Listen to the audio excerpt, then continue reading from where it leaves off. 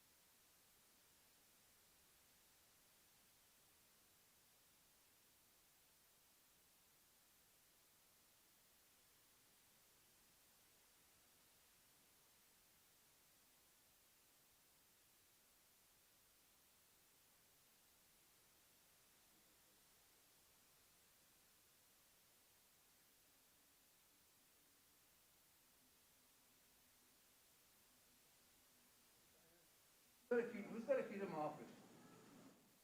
Sorry? Who has a key to my office? I have a master in my work.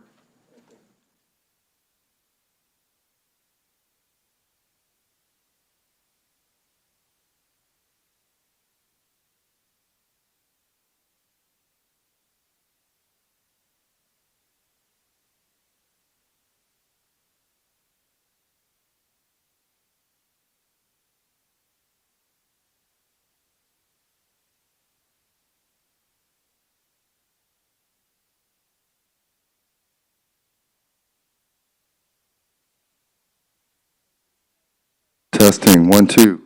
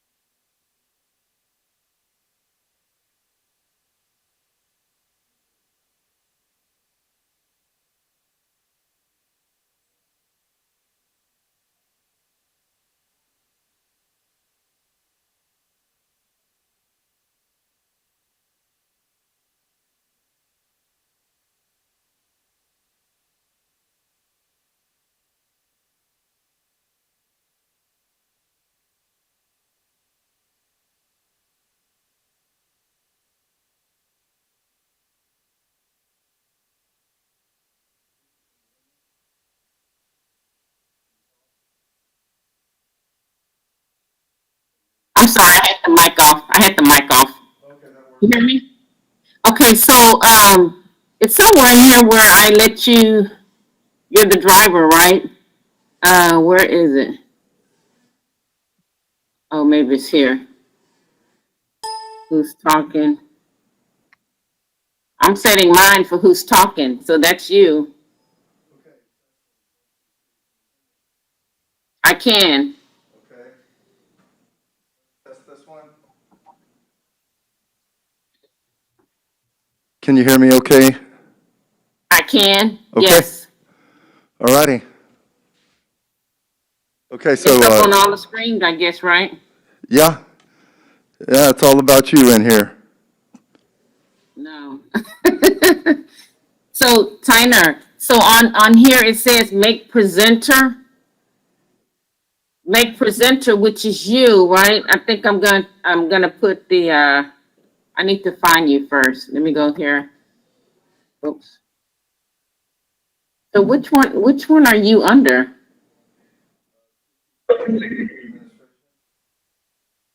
There? This one? Let me see. Because we both have CCT admin. You see that? Let me I didn't I posted everything Friday, so I didn't know any better. The court has to be in here.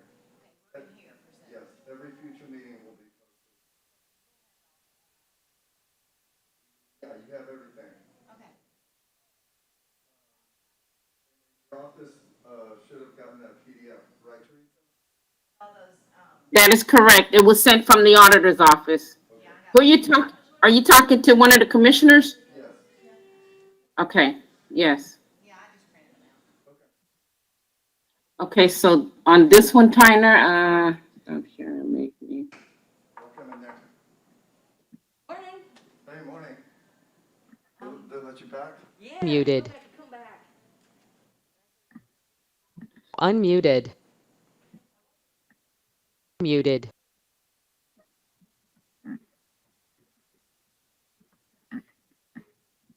Unmuted. Muted.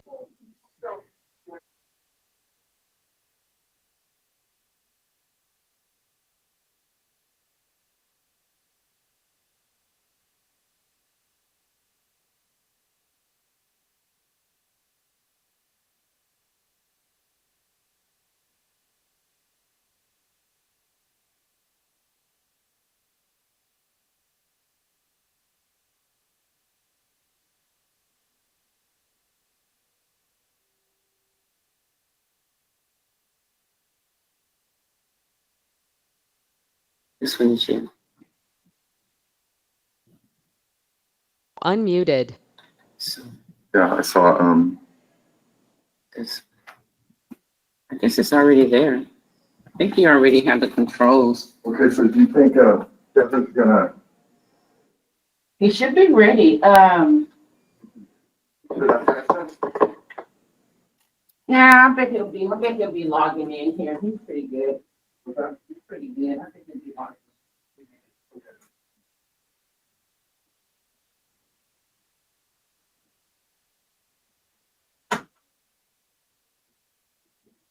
Okay.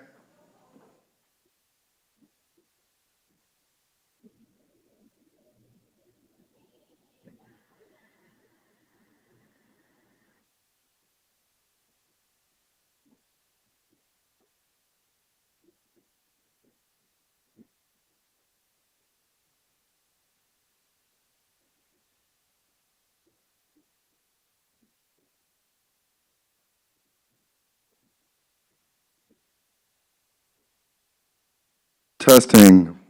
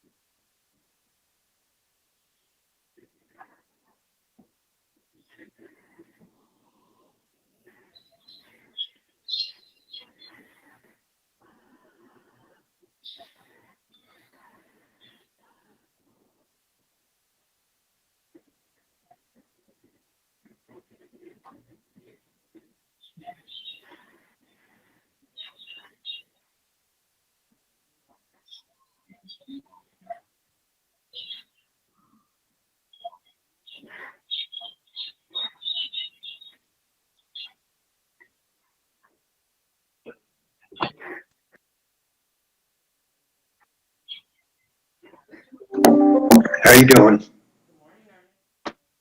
Good morning, ma'am.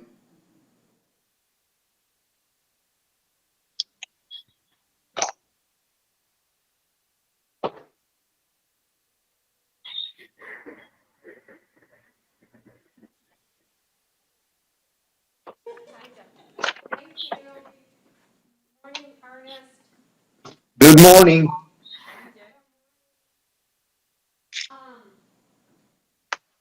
I'm glad you're here. Thank you. This is like any system, we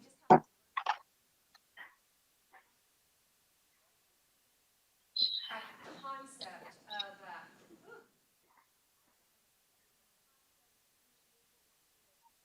like how many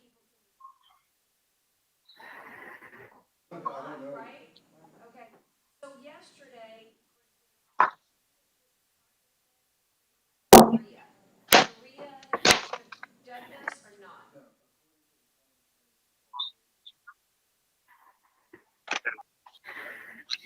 When I emailed everybody. That's okay. You know what smart means, but basically the AG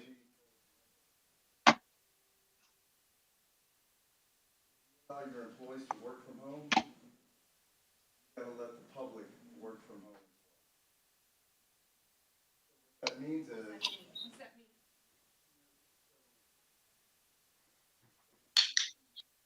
I have two-way communication.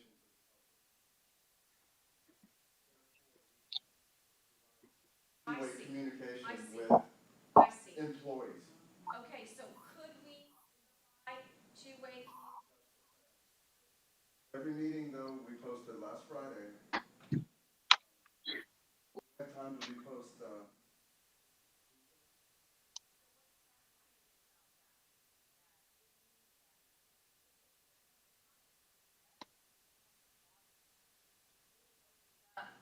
You know, exactly Lance's point.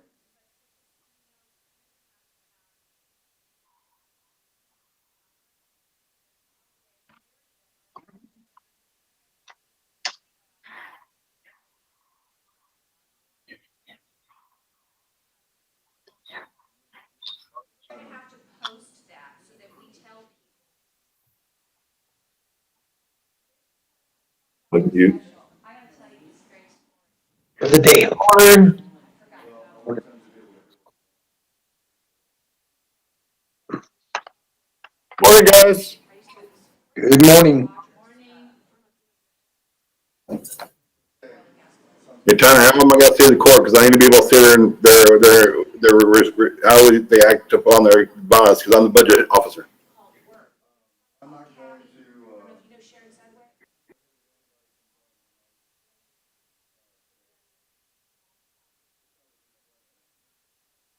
Well, I was just saying, should I be in the courtroom? You go, you make Because how am I gonna see the commissioners? anything there. You arguably Dale,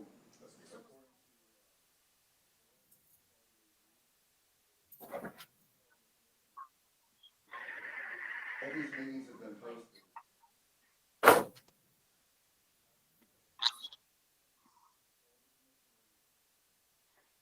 Wanted to come to court. Okay, That changed on Monday. more complex. Happened with, Linda when she told the AG. Finally,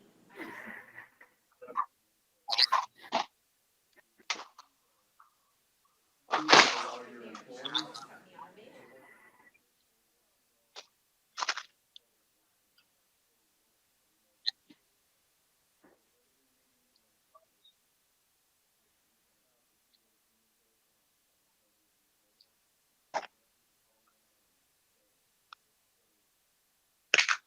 Legally, if Rose was here, This one, $20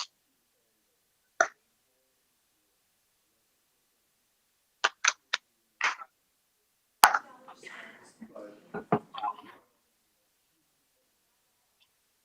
arguably, Dale, you should be there. Outside vendors like Ernest. all right, I'll come set up over there somewhere. But I You've got this wound whole up table getting, right there. I wound up. Yeah. wanting to And, learn. and I Be there a minute. isolated stuff, like. You wanna move this over there and disconnect me from Zoom, or do I stay on this and go to meeting, or what? Yeah, we can disconnect. We have the network and. Brother Harry. It's gonna have to be on Wi-Fi, because they don't have a network.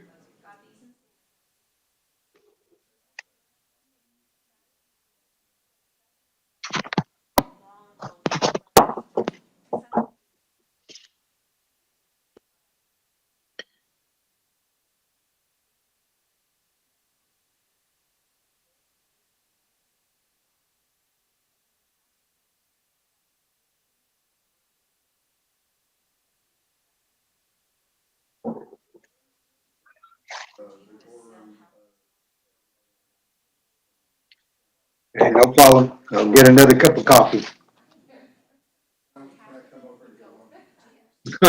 Yeah. Oh, man. I'm not a big morning person, so I gotta get an extra up.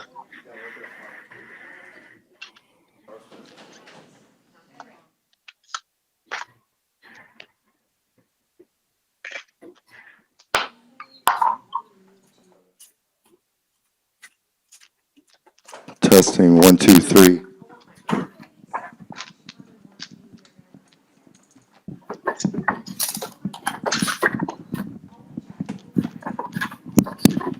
Okay, Dale, if this is okay, I don't know where you want it. Where would you like this? You can, Sit over here, or whatever. I'll just come around. I need to get you one of those mobile things. Thank you. Tanner, do you have the list of who's going in what order? Yeah, this book right here, we've got Kevin. Okay, so it's probably in the right order here, so. Tax office is the clerk, sheriff, JP, constable, and emergency management. All right.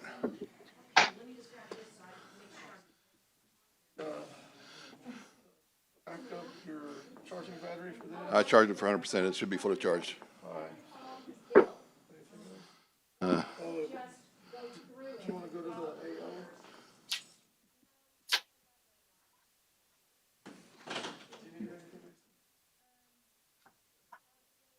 Yes, ma'am. Okay. Okay. Just skip it, or do we at least go look? I told him we would reschedule him. Connor, do we have time on Monday or Tuesday? We can schedule it in? Inland Park. Yeah, I bet we could squeeze it in. If he's better, can we switch him out on Monday? Do we, since you know it, do you wanna just look at it and then say he's gonna come present it, or just leave it alone? I'll kind of give a brief, I gotta give a little bit of background on most of them anyway, so yes. Just email him, Tyner, in case he's watching, and say, we're not trying to do it without you, we're gonna reschedule you.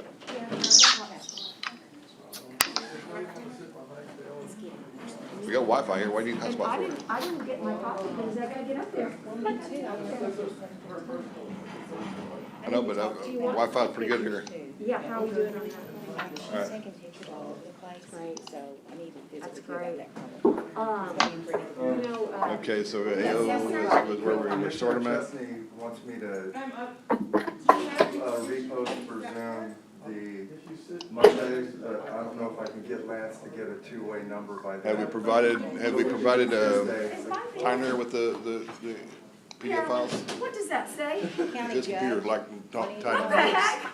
I mean, what is he doing giving orders? Have we sent him, so he needs to be the one Tell broadcasting him it. everything's been posted. I agree that everything's been posted. I'm not on the network. Look, Yeah, and the reason we did it, you need to go for everything, so we wouldn't my hair's still have wet. people You playing said games. go to AO. What do I need to do for AO for? Oh, that's for the, PDFs. Get his coffee policy. No, let me get Monica. She'll go down for us, get some jam and toast, whatever anybody AO wants. admin budget? Let me run over there to my office since we're all waiting. Oh, here's John. Where? Here they are. We're laughing about you. We're laughing with you. We're laughing with you. Okay, you laugh at me. Always with you, Brett, I always just stretched with you. this, stretched the bar, my legs I'm gonna are. get coffee right now. Oh, no, I'm good, thank you. I want What? some judge. Hey, Tyner, But I can you can't repost the stand Tuesday a one? latte or just a- I'm gonna see if I can get a two-way number from Lance. A what? John? I don't have, I got water. Two-way number. Well, like, but are you gonna repost the Tuesday? Cause that's got time. Oh, yeah, we were just talking about that. Tuesday. So repost the Tuesday. Oh, no, I'm fine. I mean, And then I'm probably not gonna come Monday, but I can. It's not a big deal. I'm not, I don't, It's not a big I deal. can still It's listen not. in. I don't think, you know. Yeah, I just can't communicate. Well, you can with the proper posting. Right, but on Monday, I don't even care if I can communicate, it's just a budget Right. workshop. Really? Tuesday will give us enough time Oh. to.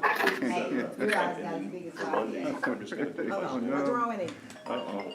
You can't be sick of anything else I just won't nowadays. communicate. Yeah, you can You really watch. I can't. can listen on just, you know, they can count me down here and I just won't say anything. So I would just leave that muted. alone. Oh, that's, All that. Be muted, otherwise you're gonna get feedback. Yeah, I want to say maybe. can't read it, but it says someone canales, so it's gotta be important. Whenever they're ready, he's gonna have to make your presenter, and you're gonna have to go to share your, so, It's a really clear see that, screen. see how it's grayed out? Yeah.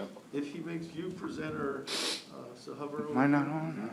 Got John these, Oh, okay, so this controls, okay, because, if he you makes know, you this is presenter, where we're getting that'll, screwed. that because icon will this- turn black. This is, you know, And the then junior summer, right? Yeah. Share your So- screen, and then you can go ahead and. Okay. open the first I one. mean, these coaches are, you know, they're watching and. Commissioner they can't Presley go, wants but they to, can watch. So. Repost The one we did last week, he picked. Tuesday's budget workshop. It would be identical, Let me see but your mask. it needs to have a two-way communication, Calculated risk, but. um, So I'm not even- available to the Next week, public. it's safe, you know, even though. That way, everybody can zoom in, including him. I'm sorry, They click without the commissioners have to be there. they don't, if you post it properly for two-way communication. So we have time to do Tuesday. You're like Ashley, I have to go into a And wallet. so I and just start need to see reloading what the Lance wallet, and and it's figure out if everywhere, we, like organizing. how we do it for Tuesday. He gave me Monday. I could repost Monday because I have enough time, so it's Sunday, Monday. But he said he didn't care about Monday. So if they go to the detail, I can't go to that. So just watch. Go to the. And I- Put one on each eye. But redoing Tuesday, we have all day, One has no uh, taste. to post for that. All day when today? All day today to post it, correct? All day. It looks rain. Hey, Tyner, what was I gonna say? So you have everybody, Ann is there, Melissa's logged on, although Melissa's last. Up until Ernest, he doesn't have to be, he can mute, he can hide his camera. Jeremy thing, we think she has it. Great, okay, all right. Almost everybody we know in Austin. Thank you, thank you. I like I think we better pass them out, make sure everybody got them. Hey, I love it. How much are they, Carolyn? Can you, PDF only Tuesday and email it to me and Hey, Lance? what are you getting? Or, give us the Word document, No, or mask, no. You mean what the would have to go in the actual system? the agenda itself? Oh, thank you, John. Tuesday only. We could just, Do you have to just copy it to a new meeting and edit it? yeah, I don't have, we would make Tuesday its own No, meeting. no, I'm good. Thank you. And we could call it amended, and then we just file it. but what, and then, what, you gonna tell me what language, we're gonna figure all that out? How do we turn that Okay, down? okay, Kevin is the only one, so maybe you might wanna call him. Is there a way to turn that down? Good. Oh, no, Yeah, I agree. Can you Wow. lower the volume? That's okay, not you, but just whoever. Tell them to lower it. no, so who's next? Let me see. I'm next, Teresa. It's me. Hey, Miss Enid, thank you. Doing, Good. you got district Tired clerk of it. after tax office. I am the quarantine Wow, too loud, too queen. loud. This is my second go-round. Oh, my stars. My second go-round, so. And you're gonna turn on your video, I don't know whether we got. Okay. turn on your camera. They've already had one. Well, I thought I had. Hey, Tanner, did you already get a copy? That better? There you go. Hi. Hey, Miss Ann, How are you? doing okay? I think we should start. Staying safe? I'm staying safe. It's these young people, Yeah. the partiers. That guy was something else. I hear the beach goers, the bar You hoppers. got my fluorescent tan is showing, you I know. think you were out there. Allison went Doug on the ranch. Oh, yeah. They were telling me because Um, somebody was let's dating see. this girl from Portland that Bob knew. I'll have to get the story. Was it his dad? Had to be. Was his dad? Oh, I know who that is. Was her name kind of red hair? Okay, can y'all hear what's going on in the courtroom now? I know who that is. But he said he. I can hear you, Tyner. Oh, yeah, that, Very good. We can see and hear you But very he well. knew who Doug was. last night, we've been cleaning our. I've been garage practicing every with weekend. my Well, what chorus. happened was when We've I been moved in trying with to him sing 5 through years Zoom. ago, my house was so big. Forever. Storage unit at my home. Connected. So what I did was, When you're at the talking, very connect. end, there was so much emotion tied to that home for me that I wasn't moving as fast as I could have been. And then it became like, okay, this is your day, you have to move out of this house. So literally Doug backed up the truck and just took everything, threw everything. I was mad about it for 2 years, I just threw my stuff. And then it wound up in another storage unit, and that wound up in another storage unit. And I said, you know, why don't you get rid of all that stuff, whatever we haven't used or needed, but it's been like memory All right, lane. that's fine. So some of the stuff has been fascinating, and we found this ancestor chart Oh, wow. of his family. Usually it's all of my stuff, and I don't know how it got mixed up in there, but it's so cool. And I said, well, where in there was a scoundrel? Because somewhere in this 17, he goes, you know, my family goes back to Jamestown. I said, well, how wonderful. I said, where is the rebel in here? Because somebody always called is. this.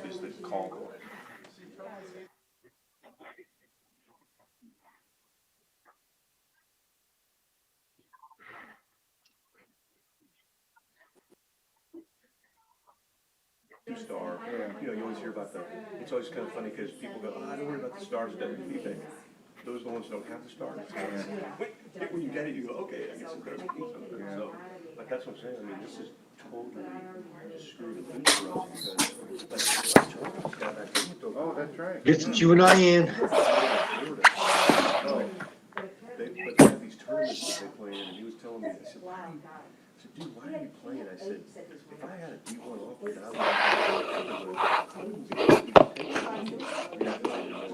and these tournaments, I'll tell you, they're as clean as you can do doing nothing. I mean, they clean every possession of the dead ball, everybody, the refs wear masks, they clean the chairs, you know, the whole deal. So, about as clean, I'm not saying there's still lots of risk, but it's kind of, you know, technically. You guys, I'm gonna start. Hey, Paul. I'm gonna Love your start. It's masks. not like, you know, Make where sure that. you get the CIP from Heidi to pass that too. That's Tuesday, right? Hi, Ann. Good morning. Say, y'all go get him that way. We're gonna- Who is that? It's Yeah, Barbara. you can go We're gonna start. Okay, Judge. Good morning, good morning. Good morning. I think, does this budget workshop doesn't have any preamble, right? We don't do the pledge or anything We like that? can, yes, we should. We do? Okay, so I don't have it, let's see, just turn the page perhaps?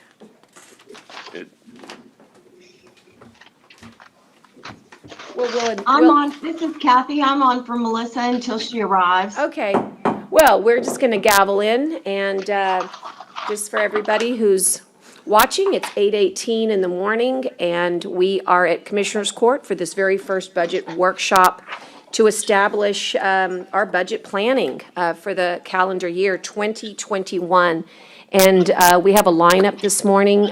Originally, if you saw this, posted, we were gonna have the tax assessor this morning. He wasn't feeling well, and so he asked me if he could postpone till next week. I said, of course. And so that means we're gonna advance the district clerk. And so Ann is here. Do you want to kind of wait till the end of the morning to make sure we go over tax, or how would you like to do it, Dale? Let me kind of give you a brief history of what you're Okay. going to be seeing today, because we are starting the new software of OpenGov, so some of the information might be different than we've ever seen in the past. So we kind of want to give you a rough balance of what we're going through. So if you look at the one for the district clerk, you'll see a description with goals, that those goals were provided by the department. Then you'll see a line chart of just the operating expense. The operating expense does not include payroll and does not include a few other items that my office works with, but it does have the rest. And I can go through each of those lines individually if you so choose. Of course, I'd have to do that on these items here. On page 2, I'm sorry, these aren't numbered, these should be numbered. On page 2, you'll see a pie chart and the operating costs for the district clerk. That these are the items that the department has the authority to do adjustments to. Now, you'll also see the next line showing where every expense that the department has under its control. Now, the salaries, the copiers, the telephones, the insurance costs, those are not under the department's request because my staff works with purchasing to determine the values that we need to put in. So they didn't do the increases for those. My staff and purchasing, we worked those numbers up, but we want to give you a total cost of what's being done. Also, the salaries, you'll see that normally, if you start look at the fourth column, that's showing you the budget we're in currently, the 1920 budget. The base budget should be the same as that. Now, you'll see the salaries have increased. The software we use currently, when we put in our payroll information, it automatically does a calculation for longevity because that is a item in our personnel policy. It does include continuance there as part of the base and any other salary adjustment that has been approved, not approved by this budget yet, but is part of the personnel policy. Those numbers are increased in the base. So if you look at the 1920 budget and the base budget, you'll see a possibly an increase in salaries and benefits, and that's what those represent. The rest of you'll see the detailed information where you see actually description is from the department, and then you see all the totals there. And then we've requested the departments to provide us a list of salary proposals that they will want to request for you, whether it's a reclassification, a change or add or deletion of personnel, and you'll see that on the next page and the reasonings for that. And if you continue on, you'll see that every department that the department has access to is part of this policy and balances. So I just want to give you kind of a rough go of how the new system works. I can be able to bring up any numbers you might want to see. This is the first go around of this software. We've had good results and good people saying everything is good about it, but there are some little problems that we're working with the software company to try to resolve, but they're not enough to worry about pausing us where we're at. I'll be glad to answer any question you might have on the package we have and on the information. If you know no questions, we'll turn over to Ann for her to begin. And forgive me, after I told myself we had housekeeping preamble, I forgot. So would you stand for the Pledge of Allegiance, and then we will go right into Ann's presentation. I pledge allegiance to the flag of the United States of America and to the republic for which it stands, one nation, under God, indivisible, with liberty and justice for all. Honor the Texas flag, I pledge allegiance to thee, Texas, one state, under God, one and indivisible. Thank you. Okay, Ann, welcome. Welcome, Judge. How are you doing? Oh, I'm doing good this morning and happy to start this, new technology. And I will say that it sure does make it easy to keep our social distance. We can see you wonderfully, hear you great, and just be patient with us. We're still learning how to communicate back in this courtroom with this technology. Well, I'm used to this technology, Judge, because as you know, I sing with the Sparkling City Chorus and of Sweet Adelines, and this is the only way we've been able to communicate over these months. So I am used to it, and it's a good way to communicate. That's great. But you have to kind of get up early and kind of look presentable on Zoom, It doesn't give us the ability to just get up out of bed and sit before the camera. So I'm glad to be here this morning. I know that most of you know that my office has been working remotely because we have had some issues with the virus. That is doing well. I just want you to know that we are progressing well with that. It's difficult as the district clerk's office to do everything remotely, but we have been able to carry it off. So I'm very proud of my staff. for doing that. We will be back in the office as of July the 6th. So That's great. It's a good update. One more update, because we got some calls on it. If we wanted to call, if someone comes to the courthouse and there's a number, correct, Ann, that basically someone's picking up, in other words, there's a rollover effect? Or yes, ma'am, there okay, is. that's great. So for my office, I'll tell them, all they need to do is call the district clerk, and then somebody will answer their call and give them whatever the information is that they need. That's correct, and Okay. they can also email us. We do have an email Great. that's available for them. I'll let Monica know. Okay, thank you so much. That's what I assumed it. I'm confirming it. Yes, ma'am. Okay, thank you. Oh, okay. I have been district clerk now for going on 6 years. And when I took over the office, we had a lot of issues. I know Mr. Garza is familiar with that.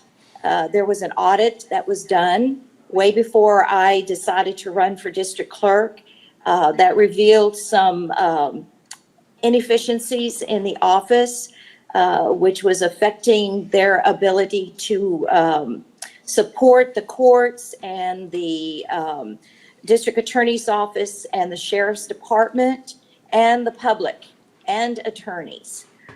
So that was something that I saw could not be. And so that was when I decided to run for district clerk. And I was elected to that office. And since that time, I have been working to turn the office around. And I believe that today we have a very good district clerk's office here in Nueces County. Good employees. We're working efficiently, reliably. And I owe a lot of that right now to my chief deputy. Lilian Gutierrez was selected by me to be my chief deputy because she has spent over 20 years as a bailiff with Judge Joaquin Villarreal, Judge Martha Huerta. She was also court manager for 12 years with District Judge Sandra Watts. She knows everything about how the courts work, how they work with the sheriff, how they work with the district attorney's office, the attorneys. And so I was very grateful that she decided to come on board with me. And together we have worked, and we're a good team together, and we have been able to resolve a lot of issues. That's why this morning I really want to emphasize giving her an increase in her salary by way of a supplement. This supplement has been available to the chief deputy since before I became district clerk. The former chief deputy was paid that amount of $2,104 for each year. I feel because of what Lilian has contributed to the district clerk's office, her knowledge of criminal. She is the one that takes care of all of my criminal issues, the criminal department, any issues that arise from the sheriff's department, district attorney's office. She worked diligently to convert the mainframe criminal to Odyssey. In fact, she and the Tyler Technology support wrote the program that we now have in Odyssey. One of the things that she has taken on that I know the county is very grateful for is CGIS. We almost lost our grants, not because we were not, I think we were simply as new people, we were unaware of what it was for us to do CGIS, which is making sure that the charges, the cases, everything on the criminal side is reported correctly to the Department of Public Safety and to the OCA. And it affects all of our county grants. We were about to lose all of that. And we all came together, the sheriff's department, the district attorney's department, the courts, and my office. and we were able to come up to the percentage that we have to have of closed cases to maintain these grants.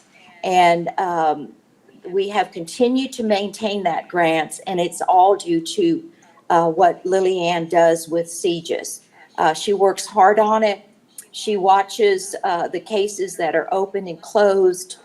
She works with the Sheriff's Department to make sure certain numbers are added to the cases. And I feel that because of that, her supplement needs to be upped. And so I am asking Commissioners Court to consider giving her a across-the-board supplement of $10,000 for the year. Now, this supplement comes out of our fund. Comes out of a revenue fund. It is 1378, which is our records management revenue fund. This fund is consists of a fee that we charge on documents throughout the year. And as you know, we file thousands and thousands of documents. So I feel that this is not too much to ask, this $10,000 supplement. And so the monies would not come out of the general fund, they would come out of that revenue fund. Another thing that I am considering to doing as well is in looking at my department over these years, I've seen that it is a large department. It has many things going on all the time, and it is too much for one person. As a district clerk's office, there's no way I can know everything day to day about that department. I have great supervisors, and one of them has been my financial supervisor. This position has changed from just being part of, just being supervising our bookkeeping department, and our registry department has grown to me adding some more duties to it, such as helping me with the employees when we interview them. He has helped me to understand the new software that's being used, not only for hiring employees, but also for doing the budget.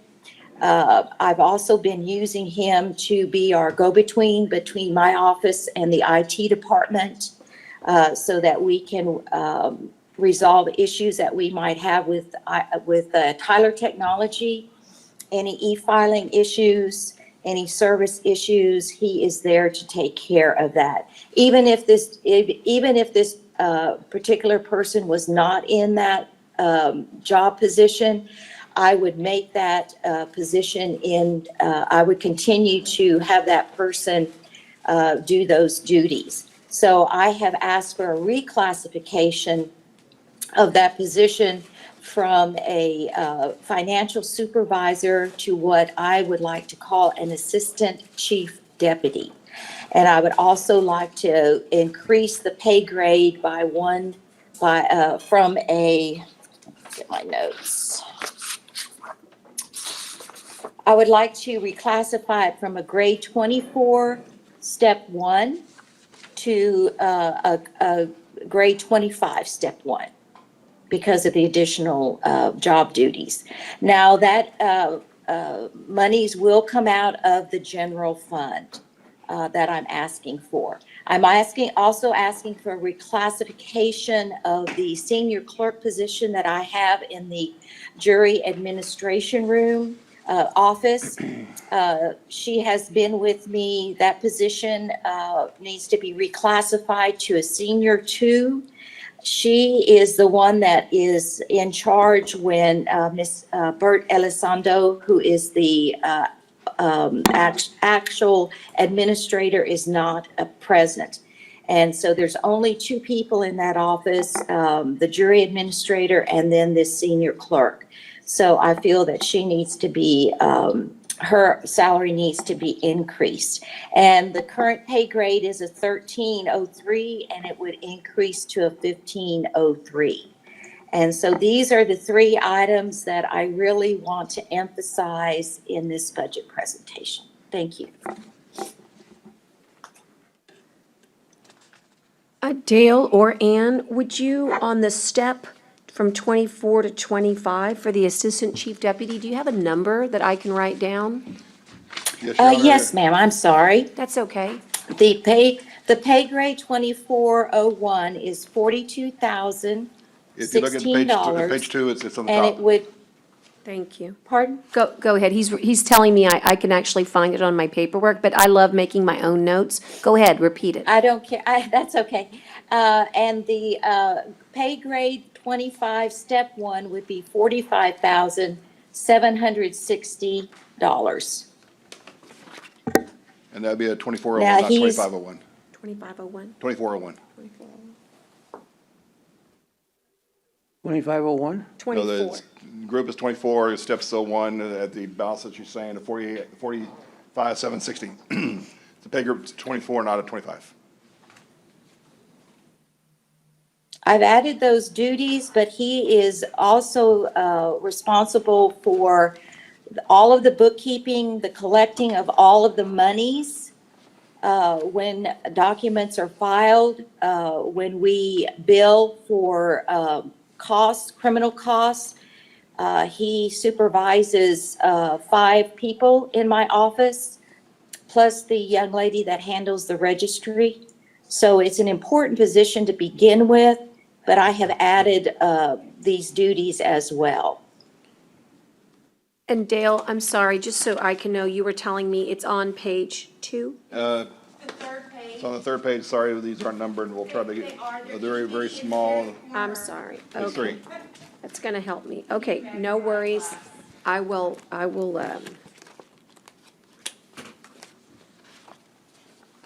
The position she's saying is currently is at 2301, she's requesting to go to 2401, and the numbers are there, an increase of 4,553. that's what I was looking for. Oh, I thought you said 25.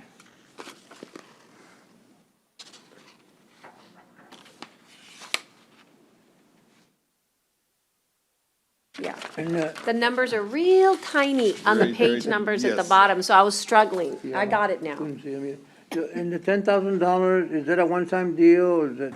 It's every annual year? supplemental, that she's asking for an annual supplement. We currently pay a supplement of 2,104, as Ann was saying.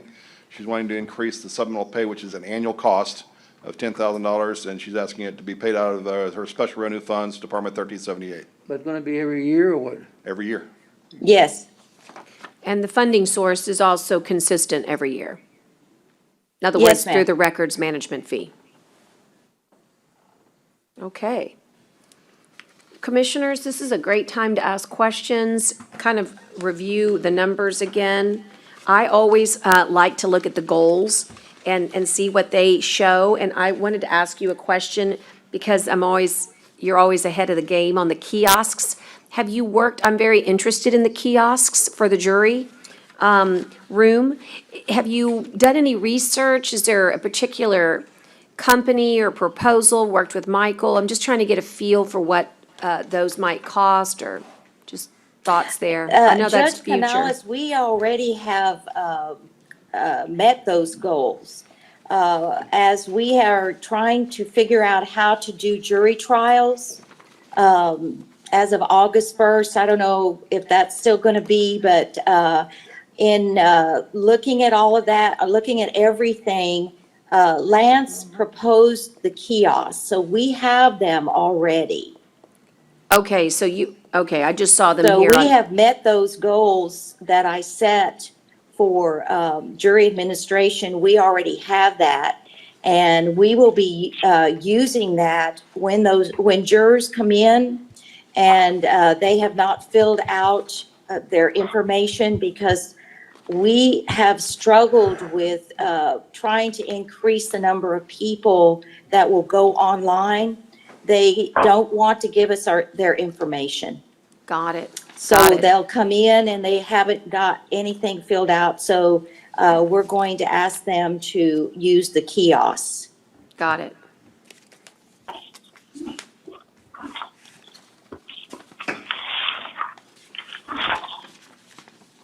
So those will be set up. So they'll be set when we up. That's begin with jury. fantastic. Okay, great. Well, I'd like to, I can't wait to see them. What, Me either. In fact, if I can ever get back into the office, we need to test those out. We haven't had a Yeah. chance to do that very yet. exciting. How about questions, guys, for Ann? So it looks like, just Dale, kind of as a quick summary here, the two, I would say, big changes from year over last would just be the senior clerk for a differential of $784 from going from a 1 to a 2, and the 10,000 for the district clerk's supplement, which is funded by the management records fee. Would there be anything else to note here, if we're making notes? Well, as you see on page 2, on the description, she has asked for a little bit of additional amounts for overtime, temporary, some postage increases. We've increased for her cell phones because during the process of COVID, they were issued a few iPads. These iPads have air cards. Air cards are $40 per month, $480 per year. My staff works with Michael to get that information, so we've increased the budget for that particular issue. But those are the only other increases that are being proposed. Right, and those are really understandable, because it's just the cost of the air card, the technology, I mean, Yes. the internet, right? Correct. So the adjustment total for that capital is 15,526. Judge, one question. Go ahead, or am I reading? Ann, are it? you there? There she is. Hi, Ann, this is John Modis. Can you, oh, I'm sorry, I couldn't hear you. Ann, this is John Modis. How you doing? Fine. How are you, Commissioner? Doing well, thank you. Oh, by the way, I tested negative. Yay! It's good to hear, thank God. Have a drink. Not so much a question, more a comment, just I appreciate you looking at the bigger picture and trying to figure out through your budget and the funds that you have to be able to help increase the salary of some of your positions. I know you want to be able to do it to everyone, and that may be a goal or something that we look at doing like we have in previous years. But to be able to look through your own numbers and try to find that budget to work for the people that you truly feel are being underpaid the most based on the work that they're doing. And so I just thank you, I want to thank you for that, for looking at that bigger picture and just trying to adjust the pay groups and the salary for your assistant chief deputy and for your senior clerk. I hope that all of our elected officials and department heads look at that, not just, shrug their shoulders and say, well, there's not much we can do, there's not much money there. Then, of course, this is just an ask for now, but that you were able to find the funding through the Special Revenue Fund, through a fee that you already have that's dedicated, makes it a lot easier for me to be able to say that I, accept. I know this is day one, yours are the first presentation that we're hearing. We have a lot more to go, and we don't know what our outlook will be. I know the judge feels that we have a pretty good chance at improving our outlook from last year, or not as bad as we may have anticipated, but I thank you for looking at this, and hopefully we'll be able to support it once we come with a final vote. So thank you. I appreciate that so much, because it's never been about me or anything in running or working this department. I have learned even over in these 6 years that I've been, how important that department is. And I think in a lot of ways it's overlooked, and it shouldn't be, because without the district clerk's office running efficiently and being an asset to the county, a lot of things could not happen. The sheriff's office could not do what it needs to do. The DA couldn't, and neither could the court. So it's very important, and it's the people that do the work. I can say yes and no and give direction, but it's my people who do the work, and they're the assets, and they need to be compensated for all the hard work. So thank you for your comments, Commissioner. I really appreciate that. And I also want to say, I mean, I know we don't have time today's budget, but I was thinking about this, and the district clerks really has had kind of a, what I would call a gold star year with a lot of our integrated Yes. technology, and COVID's kind of not allowed us to really express how important and how relevant it is to the other, well, to the courts and to the lawyers and to the DAs. And so what I was thinking is, maybe we could do one of these go-to meetings for the Bar Association to really, I was shocked that when they came to talk to us about another matter from the Bar Association, they were not savvy as to all the great work we had done for Research Texas. And so I'm Right. just going to ask if you would agree. I don't mind setting it up with, I'm going to do it through a webinar, maybe even get CLE for it. I'm going to try to get Ida to help us with libraries and work with you if you're in agreement. But I want to Oh, kind definitely. of host like a tutorial on Research Texas and kind of highlight your office a little bit. And your dad is going to be sitting up Oh in my the front row. gosh. Yes, and just so you know, I mean, that's all I hear about. Isn't it amazing? But see, I think it's the old war dogs, right? That understand Oh, it is. It is. the validness of what this technology does for the old litigate, for all litigators, but the people that really look at that court dockets. But we're excited, and we just haven't shared it with enough people because of COVID. So, Exactly. okay. We keep waiting for it to calm down so we can Yeah. do that. But I think we can do that through a webinar Yeah, I think and so too. invite the bar presidents especially and whoever else. And CLE would be great. I think It would really it's- be great. I think it'd be great. Okay, so let me just thank you so much for that. What about any other questions before we ask Ann to yield to our next presenter? I think your budget is really straightforward. Sometimes there's a lot of complexities. Dale, can we move on? Do you have anything else you'd like to point out? This is really a wonderful way to start budget workshop because, you know, your budget's very clean, I guess, was what I'm saying. Thank you. Very Thank you, interesting. Judge. Yeah. As we mentioned, this is the first year we've used an OpenGov. The balances here, we can give each of the commissioners access to these particular departments if they want to look at the information in more detail. We can give them a view access to these proposals. We believe the software has helped in a lot of issues that we've had. We do have a few items that we're working with the software to try to change a few things that we've done in the past that we would like to see. But we're improving. We've had good results and good responses from the departments, and we're able to actually get input from them on their goals and any narratives they may have that you might see later on in one of the other departments. You'll see a pretty long narrative and goals, and that we are very grateful for all those. We'll be glad to answer any questions and try to work through each of these items that we have here. We've got what we call stories on each one of these that we can get access to, and it will drop down into detail if you so choose. But we're thankful for the court to bringing this software up to where we're at, and so for the district clerk, I believe the information was there and the information she supplied was adequate, and I believe there's nothing else for this particular proposal. Thank you. That's exactly kind of what I want to hear. You know, it's just kind of a good summary. And we think we're good. Commissioner Chesney, we're just about to say we're ready to go to our next presenter if you're good. Okay, with that, Ann, thank you. We'll see you back at the courthouse very soon.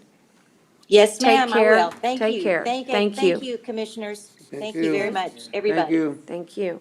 All right, so we're going to move on 10 minutes ahead of schedule. Is it all right? Can someone check with the county sheriff, if he's all right with moving 10 minutes early? He was on there. I saw that, but he might have stepped out. If not, we can. Hey, good morning. Hey, good morning, Sheriff. Okay to start a little early with you? Well, You have if you can give me just a few minutes to round up the crew. Hey, no problem at all. I've got croissants here. Everyone can partake while you're doing that, so you're good. Okay. Yeah. Guys, I brought you some croissants here in the back, if anybody would like one. Thank you. Thank you, Judge. And we'll just wait for everybody. Remember, your mics are on, right, Tyner? For purposes of feedback, can you I don't know, mute was that us? supposed to be the sheriff or the justice of the peace? Hey, Tyner, when do you have to? I post have that the to- sheriff on mine. Okay, Okay, when we got mine out, we get the It's too late displays to out of post for order. Monday, right? Okay, Sheriff. Yeah, someone got mine out of order, so sorry. Do y'all, Mine was out of order. Monday also, or? see where my phone is? I'll call my mom back. That gives them until this afternoon. For Tuesday. It's, yes, for Tuesday. So it's gonna be a video link and a call-in number. So, and what he's gonna have to figure out is how that call-in number makes it to me, so it can be heard in the courtroom. He says he can do it. Yeah, I just need something for Monday. What? I just want to call in Monday. I mean, I know I can't. Why is it 3530?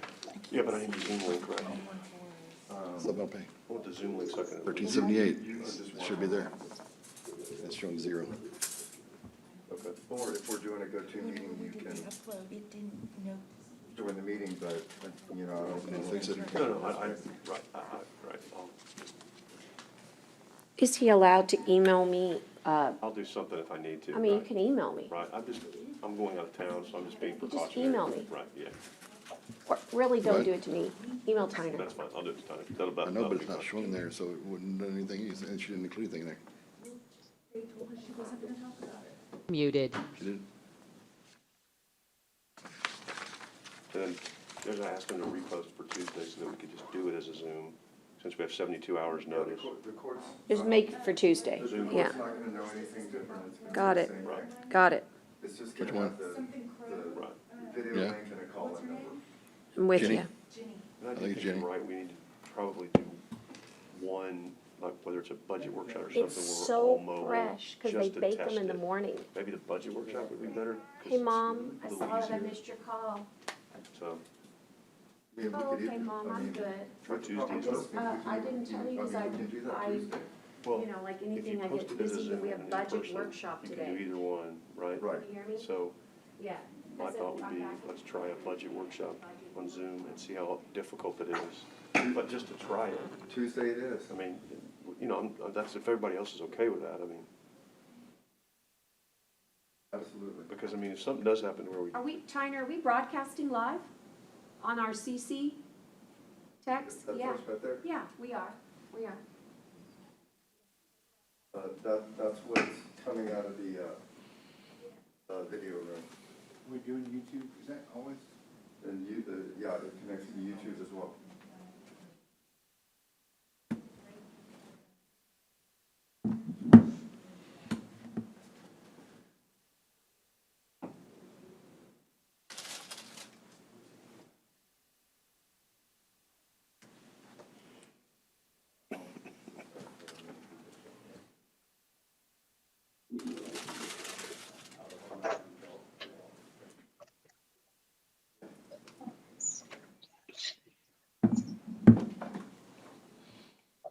I just got some good intel. I think the governor may, are we on? Okay. no, yes, we're on. I'll tell you when we're off. I'll write it to you. Here, let me just let you read it. I think Sheriff's ready. Okay, I'm coming. No, I'm just, thanks for the croissant. Unmuted. Sheriff, can you hear us? Yes, I can. How's my volume? Sounds good. Okay, thank you. Thank you, Sheriff. Come on, welcome.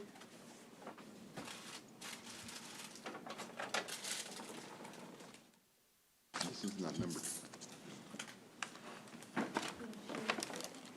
Just begin anytime, Sheriff. We're ready.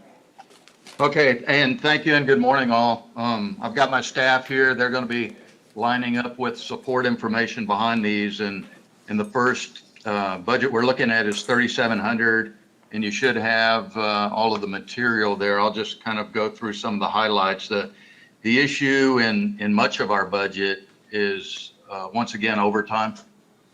We've been short on overtime funding historically, and we've been pushing money around towards the end. And in 3,700, we really need about 30,000 more in overtime budgeted this year to make it a little cleaner at the end.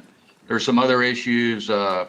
capital outlay, and when you look at 4 new patrol units and you look at increased manpower, this is something that we talked about last year, and it's something we talk about every year. And I think during this time of the pandemic that we're going through, it's more than obvious, because the commitment that we've had at the testing sites with our emergency command center is really stretched us thin on routine and 911 service to the county. And Judge, you've seen firsthand that even during a pandemic, calls for service and police response and the opioid epidemic and everything, all the mental health requirements for service in our county, they don't stop just because a pandemic's in play.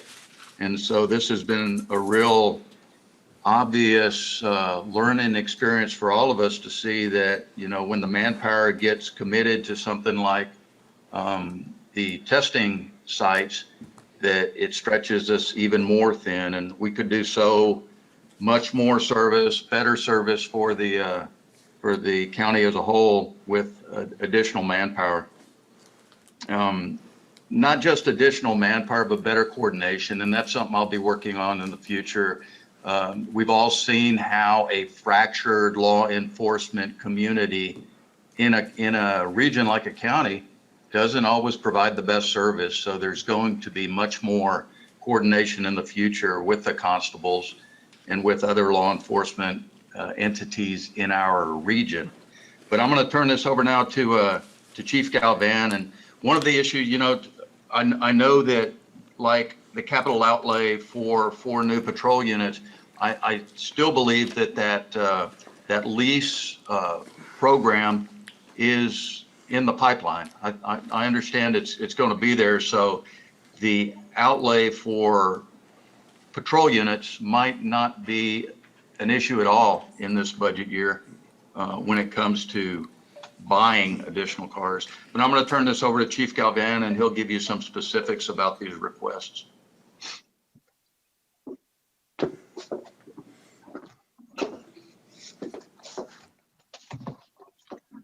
Morning, Judge. How are you this morning? Oh, I'm Hello? sorry. Good morning. Okay, just to brush up on the increase on our overtime budget, with the shortage that we have and the insufficient force that we have to do what we have to do for call for services in the county, our officers are having to spend more time past their shifts to complete what they have to do, what they're obligated to do to the citizens of Nueces County. And we're also helping the jail out in lending one of our deputies to the hospital duty, which is a 12-hour shift, to cut down on the overtime for the jail. And that's putting a little strain on our call for services to the county citizens.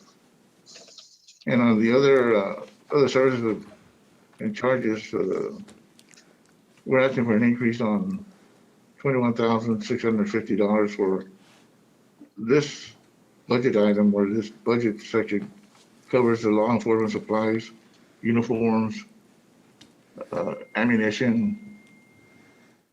We've been having to go to our grant awards for ammunition the past couple of years, and but we rather use the grant money for training and per diem for the training that we do for our staff. But we're also requesting 4 new patrol units and 6 patrol deputies, to add 1 deputy to the shift. And Captain Garcia from Lawrence is requesting 4 deputies to aid in the court security that I think is needed to increase our security issues within the courthouse.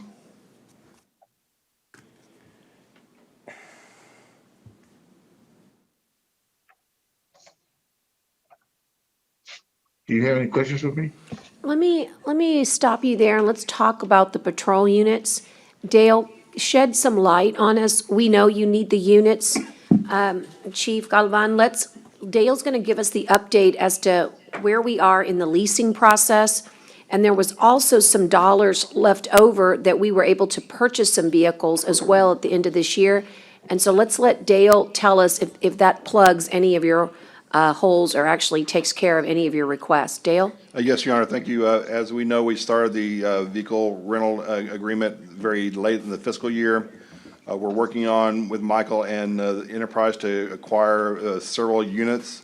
Because of the time we were able to not to get on as quickly as possible, we had money in our capital outlay, so we purchased, I believe it was 7 vehicles. And of those 7, they were all the 7 were trucks. And if I understand Michael correctly, I believe 2 of those trucks are going to the sheriff's office. And all the other ones are going to be split equally to each of the constables. Now, if you look at page 2 of your report, Your Honor, you'll see towards the very bottom, you'll see vehicle rent.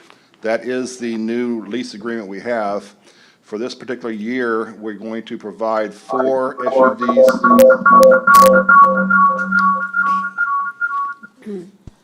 Four SUVs for the patrol division, 1 sedan for the admin, 1 SUV for the warrants, and 2 police SUVs for the CID. We know that if the court does approve the new positions, we can work with Michael and his staff to acquire the vehicles that are needed. We will be accessing more fleet cars from the rental company as we get these first 55 processed. That's how the process is going. You'll see that for this fiscal year, we're charging $71,387 for the 8 vehicles we're talking about. So the ones that are in the capital outlay that the sheriff is requesting, we could still leave the ones for the body cams, the tasers, the mobile referencing units, as well as the laptops there. But the vehicles can be removed from the capital outlay list because with the lease agreement, we've worked with Enterprise that we can acquire anything that the court so chooses for us to do and fill any new positions that may be there. So that's how we're proceeding at the moment. Okay. So that is gonna make a big dent. Yes. So would it be possible for you to, even though it's their budget, can you go ahead and redo this? Well, the capital outlay does not go for all capital outlay for the general fund, all goes to Department 1900. Okay. We always get a list from all the departments, then we go through my staff, Tyner and his staff, and you as well, to determine who of what departments of those get capital outlay.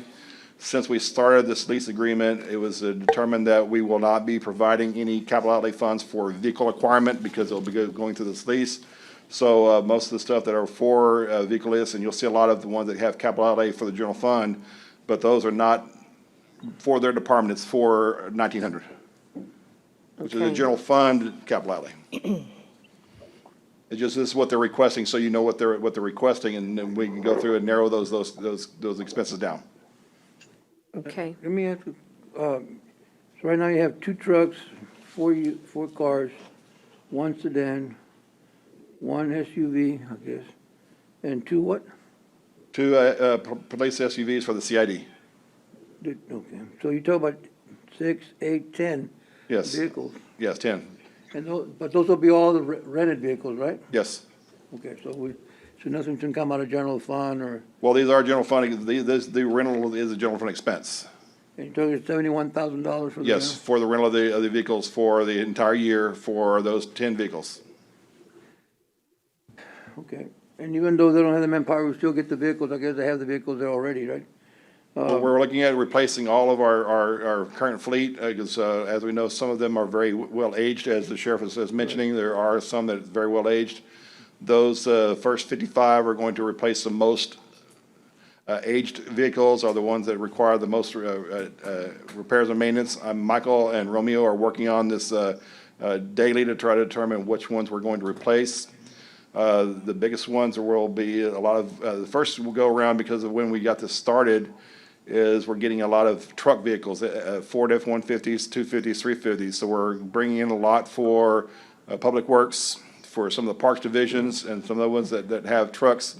because we started it so late, we weren't able to get the 2020 vehicles. We have to go to 21 vehicles, and they're currently in the process of being built. Well, for that many vehicles, the rental 21,000 is not bad, but then you said something about what's the staff?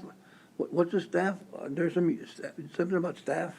I was saying that he's requesting additional deputies for his division. If you so choose to provide those positions, we With cars. can add additional vehicles as needed. Well, Because right now, we're only counting the fleet size of the current staff. the additional staff is for the outside, not for the jail? Well, the jail is separate. They've got a separate budget for the jail that includes, I believe, a transport van and maybe another vehicle that I believe the sheriff is requesting. I'm sure he'll go into that. But we're covering those costs for vehicle rental as well. Yeah, what's the vacancy right now? Pardon? What's the vacancy? Chief, the vacancy, do you have a percentage or a number, how many number of positions are vacant? Or Dale, would you? For the sheriff's office, there's only a few. For the sheriff's office, majority of the vacancies are in the jail. Okay, So if I remember last, there was only maybe 1 or 2 vacancies, or maybe 3 in the sheriff's patrol division that I'm aware of, but that changes pretty regularly. How many short in the jail? Last time we saw, there was at least 35. Still, Maybe more. that's still a big Maybe more than number. that. Yeah, you said, I have an issue when we have to hire more and you got that many vacancies and you're hiring at the regular base pay, So, I don't know. I mean, I can understand the vehicles. I have no problem with the vehicles. I mean, I think it's something that's really needed. It's a big turnaround. I think they all should be replaced. We just want to leave the capital outlay there so you can see what the officers are requesting for vehicles, items, and as he's saying, if there's 4 patrols for the new positions, if so acquired, that y'all give them the positions they're requesting, those additional 4 vehicles will be added to our fleet from Enterprise. So when you get, well, those 10 be 4 more. Well, they're saying if we give them the positions, they're asking for 4 patrol units if they get the new positions. Yeah. In addition So to if the court so chooses to give them the positions they're requesting, they're gonna need more fleet vehicles, and we can get those through Enterprise through the lease, and it could be 4, it could be more if however the court so How chooses. many patrols do we have right now, Bill? Patrol, Sheriff, you'll have to ask on the patrol how much you have at the moment. What's the question? How many patrols do you have right now? Actually patrols, how many patrols do you have per shift? On the road, we have 18, including, not including the lieutenant and the captain. So it's 20? It's 20? Yes.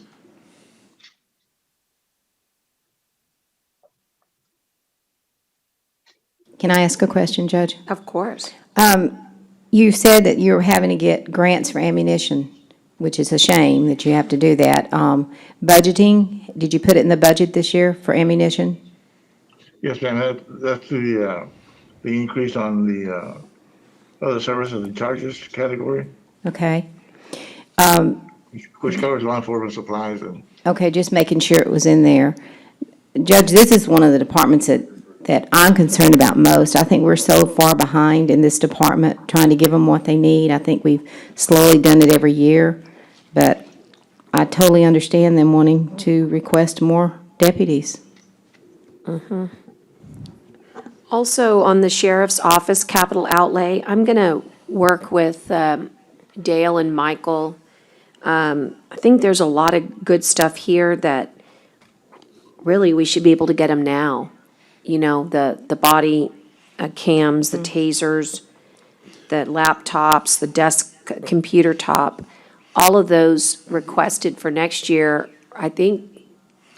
Well, those, if going through the sheriff's request, the body cams and the tasers, they currently already have supplies of that. Those will be the additional Oh, for the cameras and people. tasers they need if they get into the Oh, new staff. I'm with you. Okay, good. I was gonna say, because I want to make sure they get that immediately. Yes, Okay. we were in the process of Got it. acquiring the body cameras for all the constables. Got it. And when we were asked the sheriffs, they didn't currently need any, but if we offer Yeah, them, so if this we is provide new- the staff, new this would be personnel. new personnel. All right, I'm with you. I think shows have five or so extra anyways, I believe when Michael did this, they acquired extra tasers and cameras just so we have Replacement. replacement should one break down and need to be repaired, yes. Good, it's good. Should have.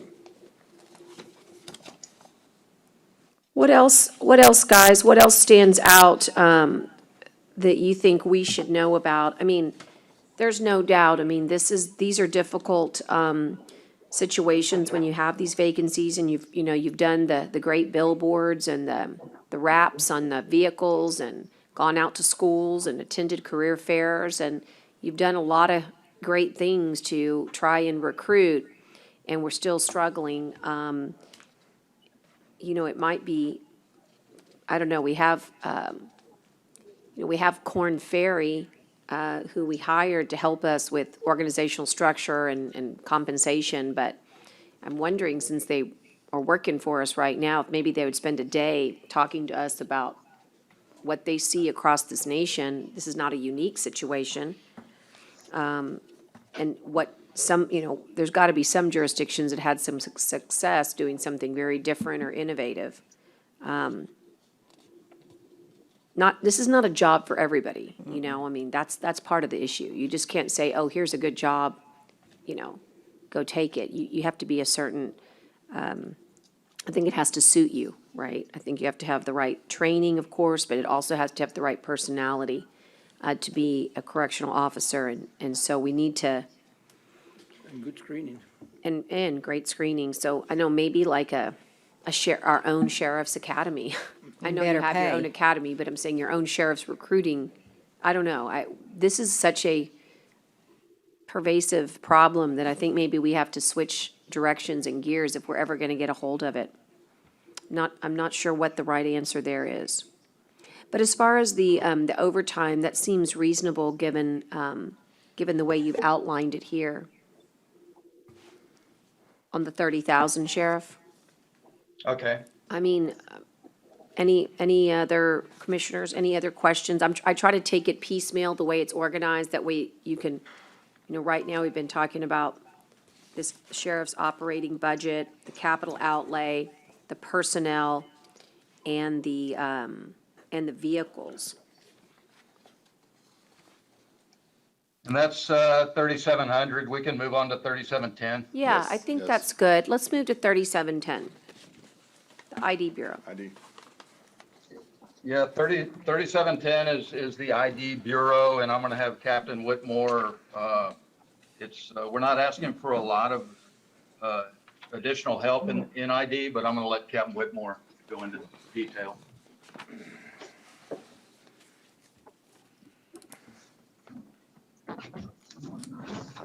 Yeah, Morning, it's Judge. just, Morning, Commissioners. Good morning. Basically, our budget, we want to kind of keep it the same. The only thing we're really asking for is, last year I approached Commissioners Court again to have one clerk's position reclassified to a senior clerk 2. It seemed to be very well received last year. However, it didn't happen. I'm still asking for that again this year. This clerk has been very instrumental in getting a lot of our projects going and making sure they stay on track, especially with our UCR, our CGIS reporting and things like that. That's the only real thing we're asking for this year.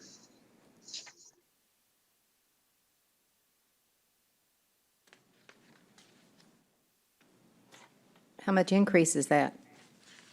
$860. $860. It's very mild here. You remember that number, Cynthia? It'll be an $860 increase. Okay, great. And then just a very minor adjustment in copiers and print for $700. So, on the operating budget. And that's our department does the copiers. We Right. reevaluate that every year. You And make it the goes up and down adjustment. occasionally, so. Captain, do you or the sheriff know, was that position, it failed, was that part of the requested cuts that we asked to make of all the departments, or was that something that just didn't pass as a measure of the court? Do you know? I'm sorry, I could barely hear you, sir. I was asking, did the increase for your senior clerk last year, you said that it didn't pass. Was that something that that the department decided to cut back when we asked for a measured amount of cuts from all the departments, or was that something that didn't pass because of a court vote by the Commissioners Commissioner, Court? I can respond to that for the office. Last year, if you remember, we did a very large reclassification for all employees. Okay. And everywhere reclassification that was submitted was rejected. And in case for the reclassification that we did for the entire department, we knew there would probably be some adjustments this year. But every one of the reclassifications were rejected to give them more money to get them above the $30,000 for the court's approval. Okay. And that's why it was, So that's why it wasn't done. Okay, good to know. Thank you.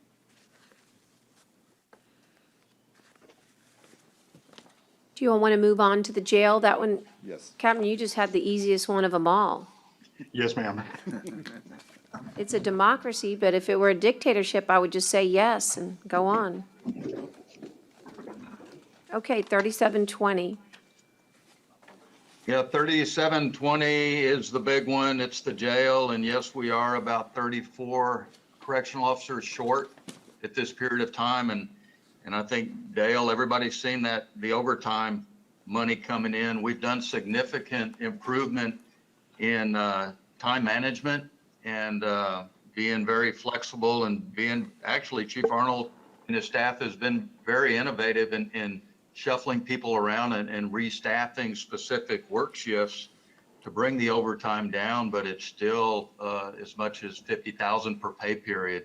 And it's excessive. And in this current climate that we're in, recruiting has even become more of a challenge. The belief that the jail is a dangerous place when it comes to infectious disease and the overall attitude by young people who are our recruiting target about law enforcement. You're seeing it nationwide, and there is a trickle-down effect here in Corpus Christi and in Nueces County.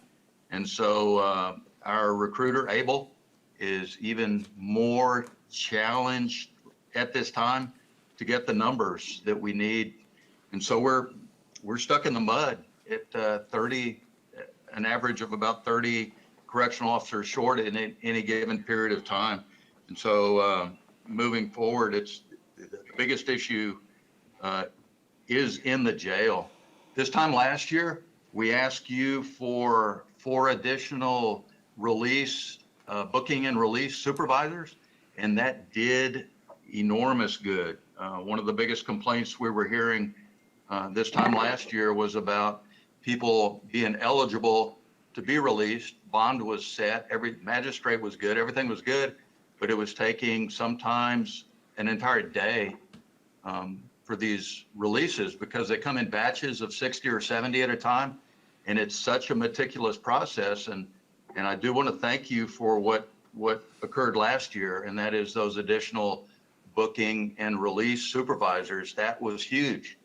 And I think this year, what we're asking for, and I'm going to turn it over to Chief Arnold so he can get into the specifics of it, but it's about overtime until we can claw our way out of this perpetual manpower shortage. Chief. Good morning, Judge and Commissioners. Morning. Like the sheriff said, our major thing is our overtime. Right now, like the sheriff said, we're averaging a little bit over $59,000 a pay period in overtime. Trying to get these individuals in here to do the job that requires close contact to people during the COVID-19 crisis is really difficult. And that's the major thing that we're asking for is increasing the overtime budget. I understand that we do have vacancies and money gets moved around towards the end, but I don't know if that's going to be enough. As far as our supplies and stuff, costs have went up since the crisis started too, it seems like, especially on particular toiletries. Keeping those in stock has been a major problem for us at times. So those prices go up. So sometimes we have to purchase from vendors that are not normally the people we use that we have a fixed price on. So that's why we asked for those additional costs, and that comes out of our office expenses. And we're asking for an increase in that because we're also having an increase in our population. We just opened up 2 housing units, added the 96 beds. However, we have to actually furnish them with the toiletries, bedding, linen, et cetera. So that's where that came into play. And like I said, the prices are going up. We got a new kitchen contract that we're working on now, but the food prices are going to go up as well during, especially it seems like during this COVID crisis. And the other thing we asked for was in maintenance and repair of buildings and grounds.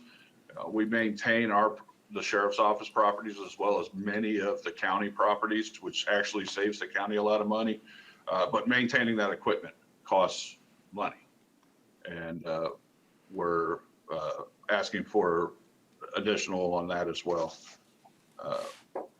And then our office services and charges, the cost of uniforms are going up for our staff. And so we're asking for an increase there. And then 2 15-passenger vans. Our vans get utilized daily, and they do have a lot of wear and tear. We do exhibition here at the sheriff's office, and those vans rack up over 100,000 miles a year. And then we're asking for 2 sedans as well. The fleet that we have for the jail, as far as sedans, most of those vehicles are at 120,000+ miles.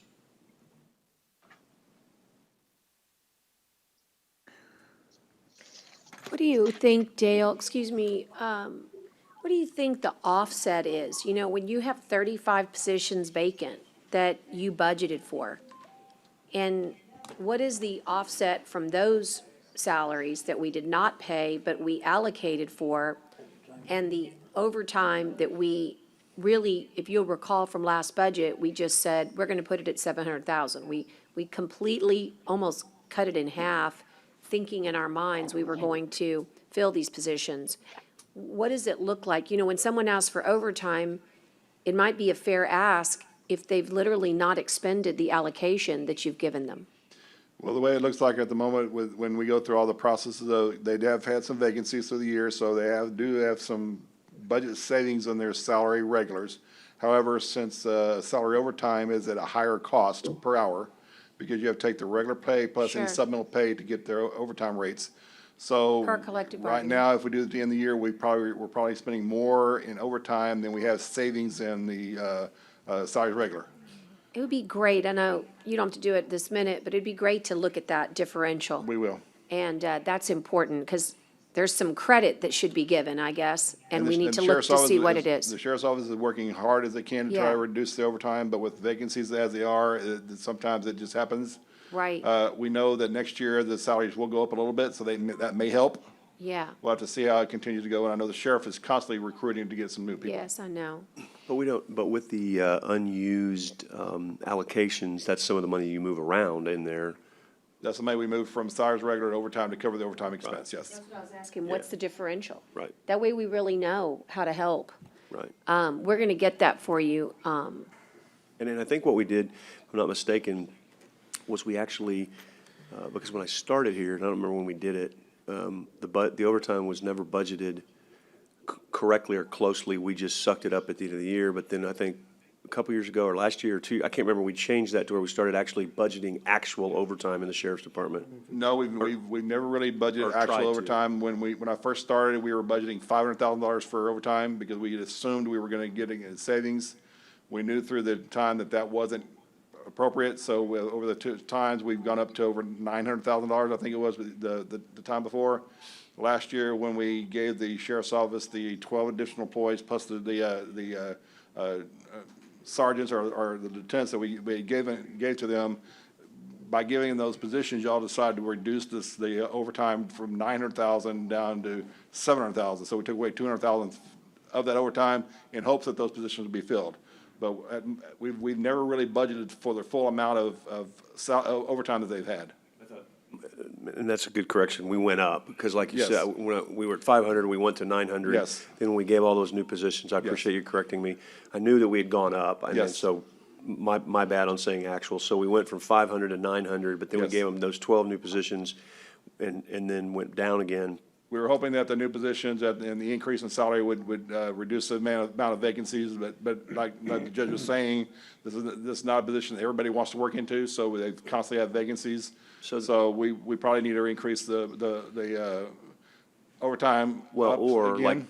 like the judge said, I think what she was saying, is, if I heard it right, was how much are those positions that are unfilled, and what's the differential? So in other words, maybe we don't go up on overtime but, and it may not be enough. I don't know what the actual, I've got to look at it, but I mean, because that 35 position has to count for something. If we're not filling them, then certainly that money's going to get shifted. So that's kind of like budgeting for overtime in a weird kind of way. That's how we've been doing it in the past, Right. but we may need to as go we're up saying, some, the too. overtime rates are a lot higher because the sheriff's office has to use the employees that are available, and sometimes they have to use an employee that's been there for a significant period of time.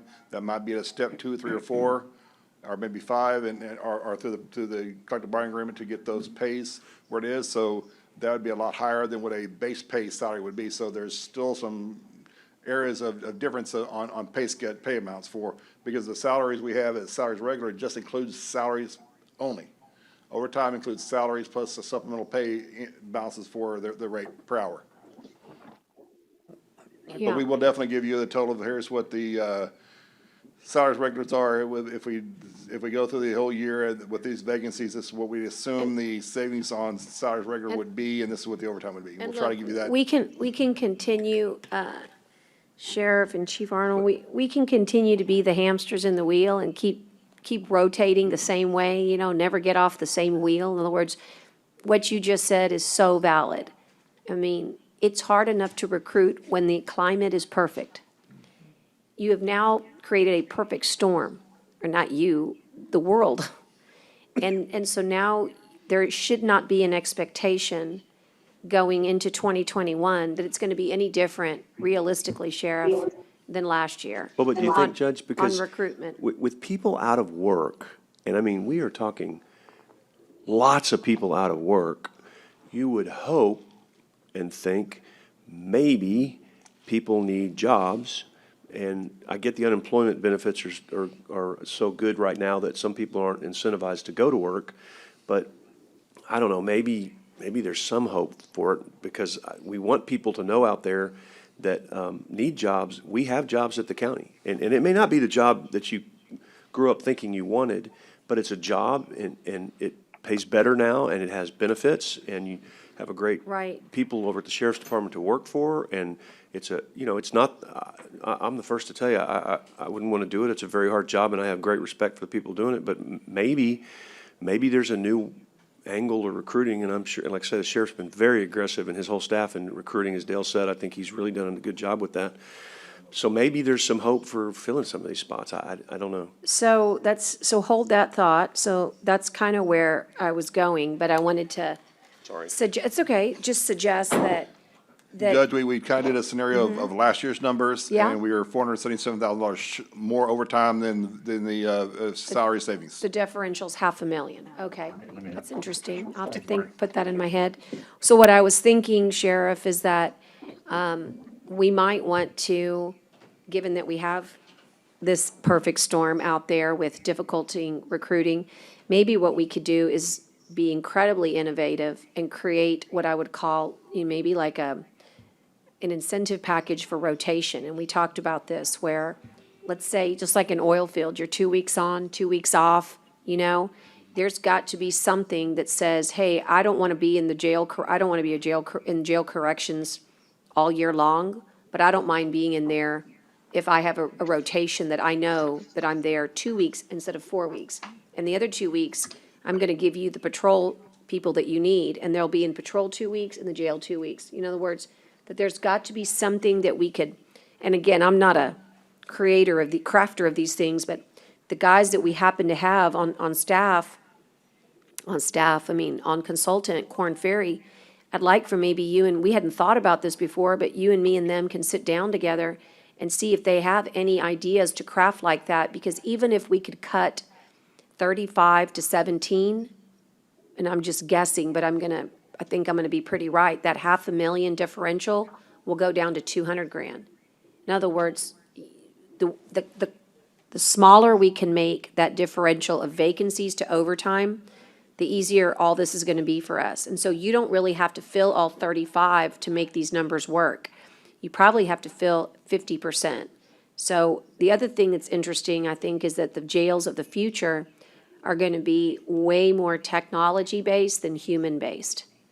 And there's still gonna be a lot of human interaction, but if we don't have the money, but if we were building the jail of the future, you would design it so differently so that you would need less staff than we need today. And then there's always the opportunity to maybe create some major incentives with the legislature. And I'm curious to see, just like we have, Hopwood for veterans, to have free education, free tuition. Did I say Hopwood? Is it Hazelwood? Hopwood's affirmative action. That's the military. I'm looking for the military. Which one is it? Hazelwood. Hazelwood. Judge, I look forward to the jail of the future, and if we can get that in the budget and go ahead and get the new jail, Yeah. that would. I Hey, but sure. you know Well, what? but you Judge, have, you do have mentioned- you have a good annex of the future. Hey, You sure. built a good one. I agree with you. I think we should put it for a bond and find out what the people really You, want. you mentioned the perfect storm, and another thing that occurred this year is this time last year, or May of last year, we were able to recruit at all of the high schools that had law enforcement training programs, and it actually benefited us. We actually, we received applications from those high school classes that we recruited at, and that didn't exist this year because the schools were out because of the COVID. And so that took away one of our proven recruiting environments because the schools weren't there. And then Dale, if you would, when you look at that huge overtime number, that's another one of those perfect storms that came into play with the last collective bargaining agreement. The increased salaries, of course, resulted in increased expense of overtime. And then if Dale, if you would, could you talk a little bit about productive time and Yes. what that did to our overtime? Yes, sir. Yes, Sheriff. During our agreements, when we had our collective bargaining negotiations, the Sheriff's Association submitted a request to the court for productive time. What does productive time means? That when they're on vacation and they come back and they're called back in time, that vacation is considered to be productive time, so it counts as being overtime if you get over the 86 hours per the 2-week period. So that was not done in the past, but part of the agreement we signed did include that cost. So there is a chance for possibly more overtime, as the sheriff's saying. So if someone was on vacation, you bring them back, and because that may be the only person who remained to be brought back, and they work more than 86 hours because that time is now considered production and regular hours, then there could be a lot more overtime based on that particular cost. And that was written into the contract for the next 4 years. And that's part of that perfect storm environment, Judge and Commissioners, that I don't know that was anticipated or predicted. It might have been like an unintended consequence of a really good collective bargaining year for the association, but it's the reality that we're living in now. Yeah. Look, I mean, I think we're all dedicated to helping law enforcement here. I mean, I think that's a big plus to this court, is anything that can be reasonably justified, we're going to do it. And I know this is a lofty promise, but you kind of already saw the benefits to putting the right people in the right place with intake. You saw the benefit of, just working all the mental health officers, and just the benefit of not having people not being able to cover one area, and you had them dedicated. I think when we announced this past week that we were going to have a brand-new behavioral health, really just commitment to the county with expanded services, I think it's going to help that jail diversion program really have a real place to go.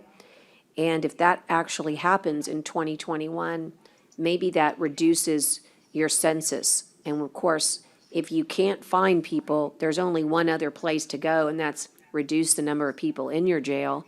And you can maybe do that if your mental health folks are not there. And so I don't know if that's a promise that's going to happen in 12 months. I doubt it.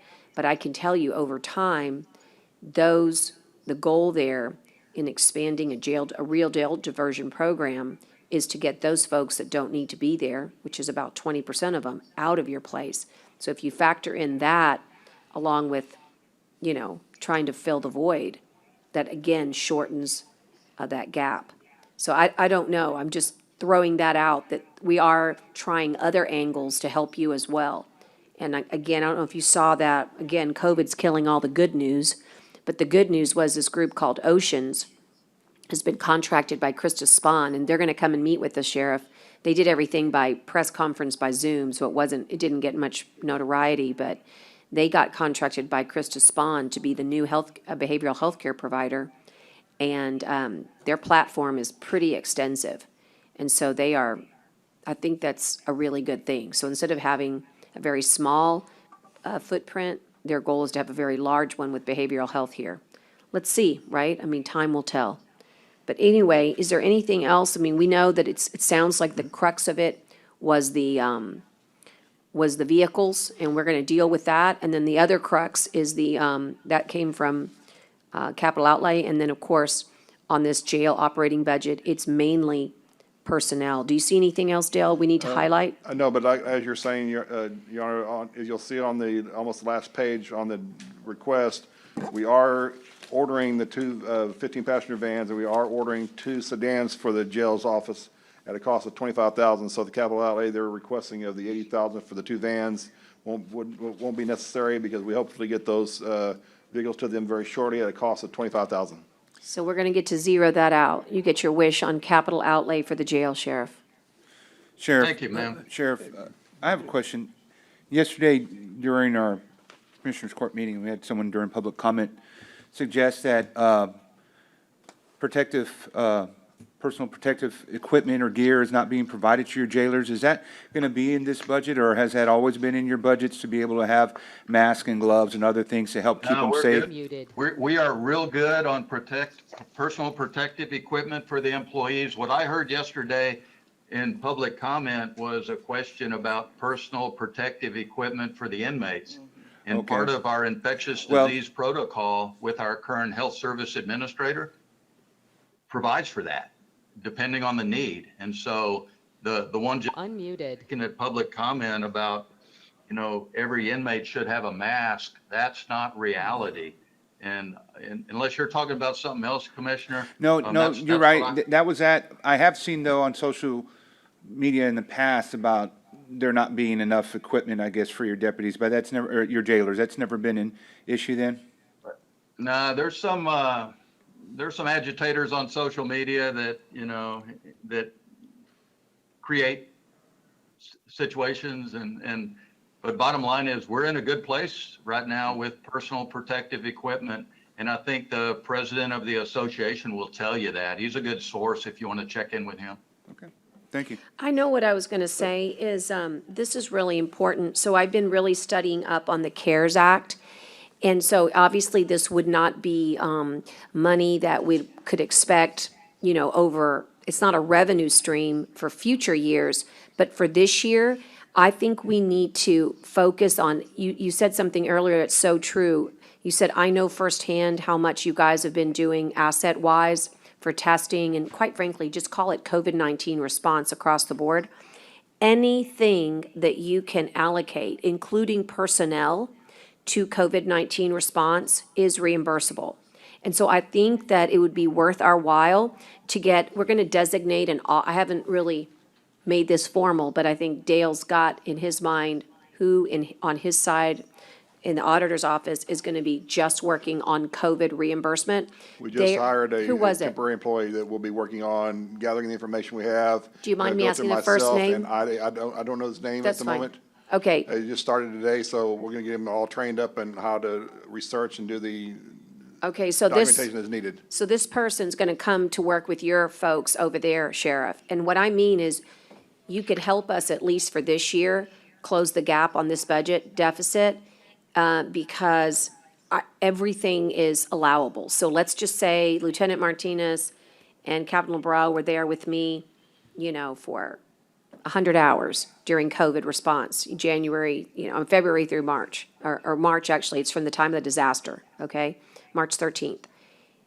Every hour attributable to COVID, as long as it was documented, can be reimbursed for firefighters, for law enforcement, police, sheriffs. This is something that we sort of knew about, but it's really going to change our profile this year. And again, it's not going to be like, I can bring you this money every year, but it will really, really help us get what you need. So I'm excited about that opportunity. And I mean, it could be a lot of money because I know you have dedicated a lot of extra time to COVID. And you also have to think about it, how it pertained to your jail. So if you had anybody, any COVID response, it's not just physical stuff. It's people that you used to aid in that response. And that's the state's way of helping us manage our budget deficits for this year, is to allow us to use CARES Act money where appropriate and where documented to help us this year. So I think that's going to be a game changer for the city, for CCPD, and for us here. Because we've used you guys a ton. Over 21 testings. And maybe a lot more. They've been out there for. So in other words, your command mobile unit, if you had to fix anything it applies to both tangible items and personnel. And of course, any healthcare items that you bought. And let's talk about those toiletries and the price gouging and all of that. We probably have already captured that from Michael Robinson in procurement, but I don't know. That's why this auditor I asked Dale to get someone just on CARES. But we'll work with, I guess it would be in your office, Cynthia, or who's the right person in your office, just so I know? That would be Cynthia. Yeah, we're gonna work with Cynthia, and it needs to be very well documented. We might very well be able to account for quite a bit of personnel reimbursement there. Understood. We will pay attention to that. I believe we have. I believe we've been pretty meticulous in collecting COVID-related expenses, but we'll stay on top of it. Yeah, just tell her it includes personnel time. And I don't mean like you went and did something, like it could be your own regular salary that we're reimbursing. It's not just overtime. Got it. Okay, thank you. Guys, do you have any more questions? Yeah, I got one for Dale. Dale, at one time, didn't we, I don't know if it was last year or year before that we had put away $150,000 and they said they can draw from that? What was that? That was a contingency that we had for the sheriff's office several years ago, but a year or so ago, it was removed. And that's how we increased the budget for the overtime up to $900,000 by reducing the contingency up to the overtime. So 2 years ago was when we took that out and moved it up to overtime. So we just gave him the amount for the overtime straight? Yes. And That was the main purpose of that for the contingency, and that was since been removed from the functioning of this to cover those costs, and we raised it up to $900,000 for overtime, and then last year when we gave them the new positions, we lowered the overtime back down slightly. So is that an option we can do? Set aside $50,000, $75,000? well, we have to reallocate that budget back in because it's been taken out. So we'd have to increase the budget by 150 if you want to do that. We took it out and put it to overtime. So it's something to think about. That way, I think it'll have a little extra money that they have. And And the only reason why is because we do have a contingency in the general fund of over $1 million that we're able to use for all other sources as well as this. So that was the reason I think we moved it from their contingency to overtime for that particular purpose. So we have another contingency fund that we can cover this, But as the sheriff's asking, if we increase the budget for overtime this year, we may not be the full 500,000, but if we do increase it back to where 900 or above, then the variances between salaries regular and salaries overtime won't be the negative we're showing you that happened last year. Okay. So let me just kind of give us an idea of that, see what Yes. we need to do. And what did you say we budgeted 700,000, and what are we projecting the overtime budget to be this year? Right now, it's $1.3 million, $1.2 million. Hey, Sheriff, if we do a bond, will you support it for the new jail? Say that again? If we do a bond for a new jail, will you support it? Oh, my chief, my jail administrator and all of his captains, they sure want a new jail. And, you know, I'd hate to think that's our solution, like the judge was saying. I hate to think that the solution in the future is just to build bigger jails and put with a higher population. I mean, we have to get to a point where we address criminality in our community.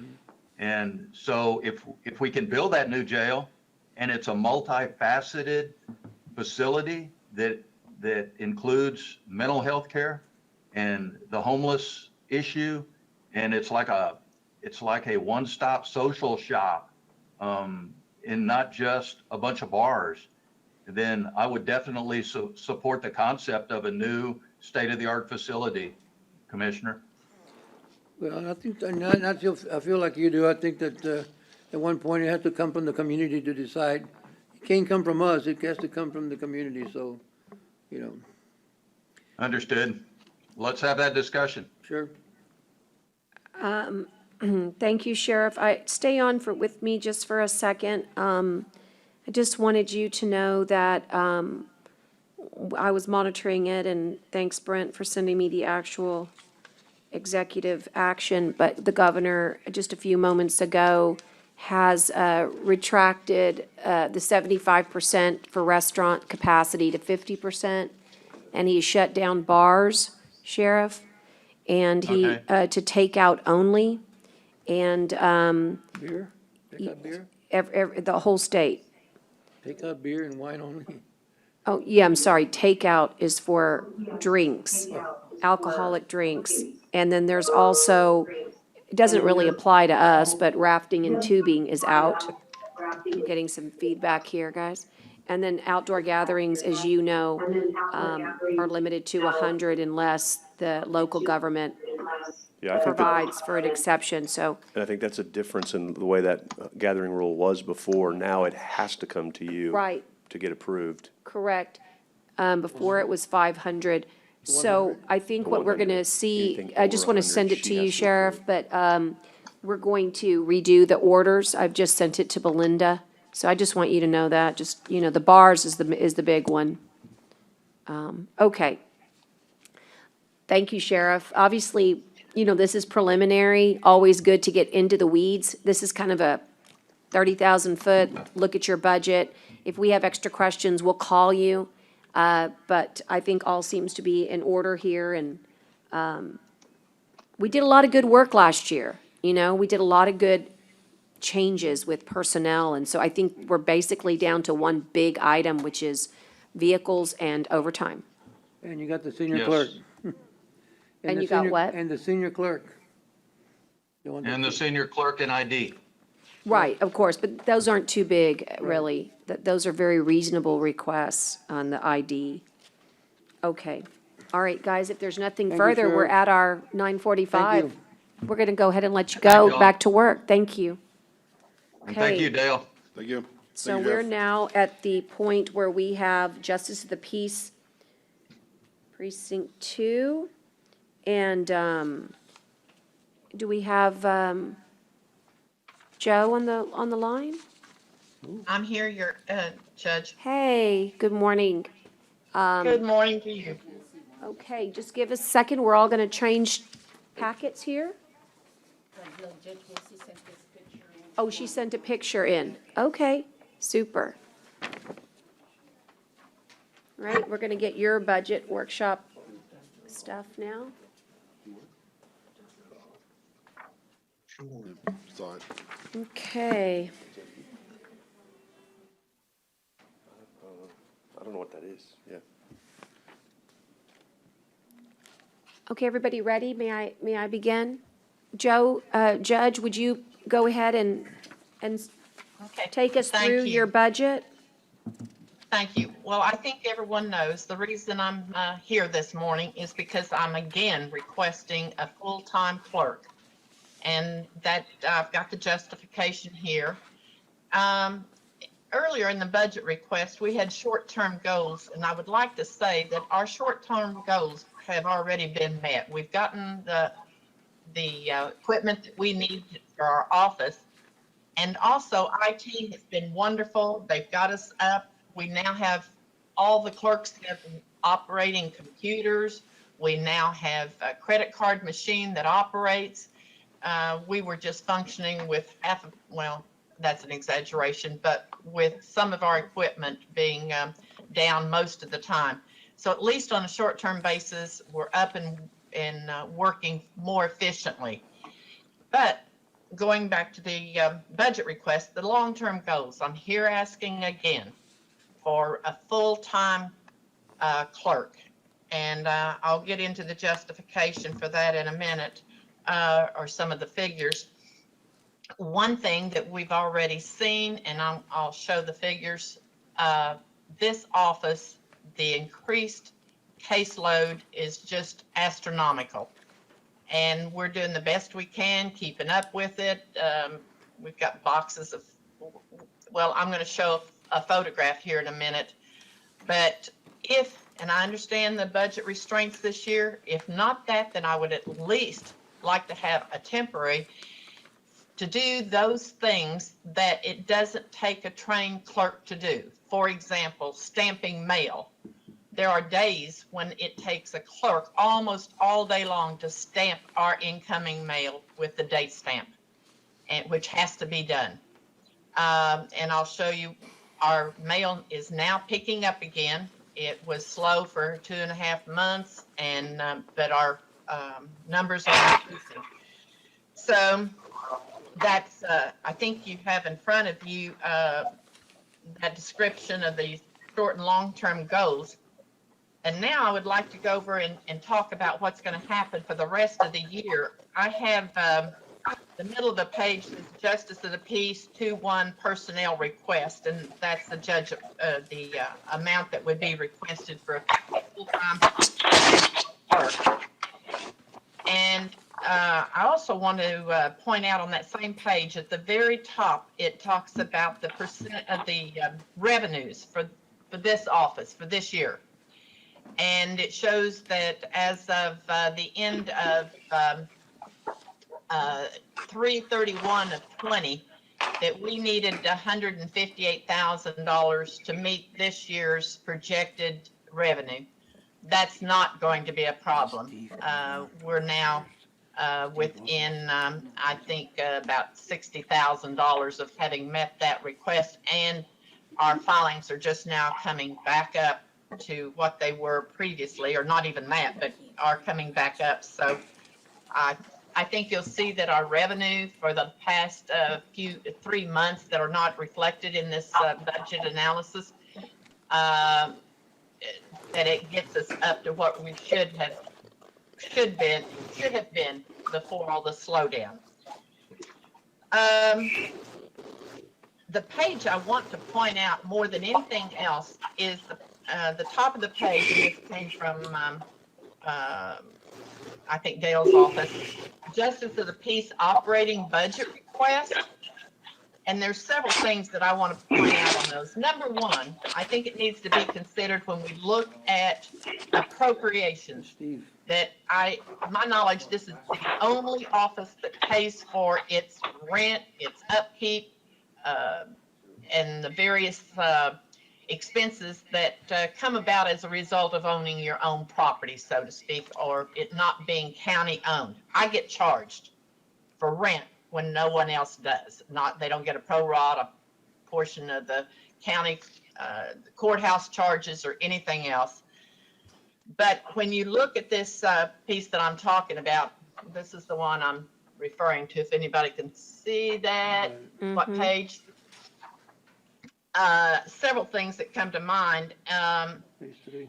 Is it shows that I have not yet used my overtime budget for the year.